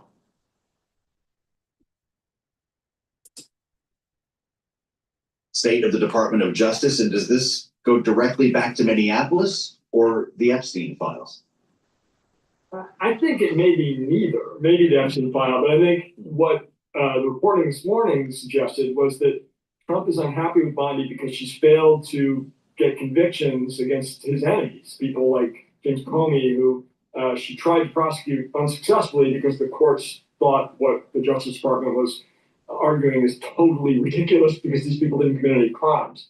I think Lee Zeldin is being set up to fail because he's not going to be able to get convictions against these people either. He's also not going to be able to satisfy even Trump-based supporters who want more on the Epstein files without, angering the White House and releasing things that could be very embarrassing to them. So I don't see how Zeldin, even if he gets confirmed, which he probably will because they can confirm him with the majority of the Senate, there is no way for him to succeed if the bar that Trump is setting is where the reporting suggests that it is. Wow. Rick Davis, Fox reports that Bondi met with Trump in the Oval Wednesday night before the speech, and that's when she was informed of her ouster. She went with him, I believe, to the Supreme Court yesterday. That must have been quite a day to start that way and end it with your firing. One of the sources telling Fox, by the time Trump got behind the podium to the address, Bondi had lost her job and was already on her way back to Florida. I guess things happen quickly once they end up happening. Rick, what's your reaction to this? Yeah, I my own view, I mean, things usually happen in real time, and sure, there may have been a plan to go, and I don't disagree with anything Matt just said about like the rationale. But we also know that he was sitting in the Supreme Court, first time a president's ever done that. And you know what? By all accounts I've read, the Solicitor General did not make a compelling argument to change birthright citizenship for the first time in history since the 14th Amendment. And I got to believe that he had expectations that were sky high for his presence at the Supreme Court and the potential outcome. And he could not have been happy. Got up and left as soon as that presentation was made, evidently made a big scene of it. And then literally that afternoon, they pulled the plug on her. I mean, she would not have gone with him, and he might not have gone if they for sure were going to fire her that day. So I don't know. That's just my insider view of how things tend to work. It's usually cause and effect, and we now see the effect. This is why we ask you, Rick, do you believe reporting that Susie Wiles was done months ago with the Attorney General? Yeah, you could not watch those February and March congressional hearings that Bondi did. So contentious, so inappropriate, so disrespectful to members of Congress. All these people who they are going to require getting some help for, at some point in time. And I believe at that time, and we had extensive conversations about it on Balance of Power, that this was a first time I've seen this level of disrespect from a cabinet official, regardless of what agency they represented. And I gotta believe that started to grow. Showing up with Oppo research to go after the Democrats on the panel. 30 seconds, Matt, go for it. Yeah, look, I think Rick's right. And I think one thing to take away from this is that people like Kristi Noem and Pam Bondi cannot do what they think Trump wants them to do, which is to be mini-me versions of him. They can't pull that off. They can't lie with impunity. They can't, be argumentative the way that Rick was just describing and be contemptuous. They're just not good at it. Wow. Matt Bennett and Rick. Please go to my store, the-studio-reykjavik.com, and get the Boomer Boost. This has 68 nutrients, and it will focus on multiple systems. It'll help with brain function, your musculature, cardiovascular health, your metabolism, boost up your energy levels, help with keeping inflammation down, boost up the immune system, and help with the endocrine system. Take this every day and you're going to slow down the aging process. It stacks really well with heirloom barley and gladiator barley, C60, the turmeric, ashwagandha, and the lignans, max 35. Those are great ways to stack to slow down the aging process. This also stacks really well with the probiotic and the multivitamin that I have on my store. Please go to my store, the-studio-reykjavik.com. Get the Boomer Boost, slow down the aging process. Make sure you use discount 5. All caps, discount 5. You get $5 off. Click the link in the description of this video. Go to my store, the-studio-reykjavik.com. Get healthy.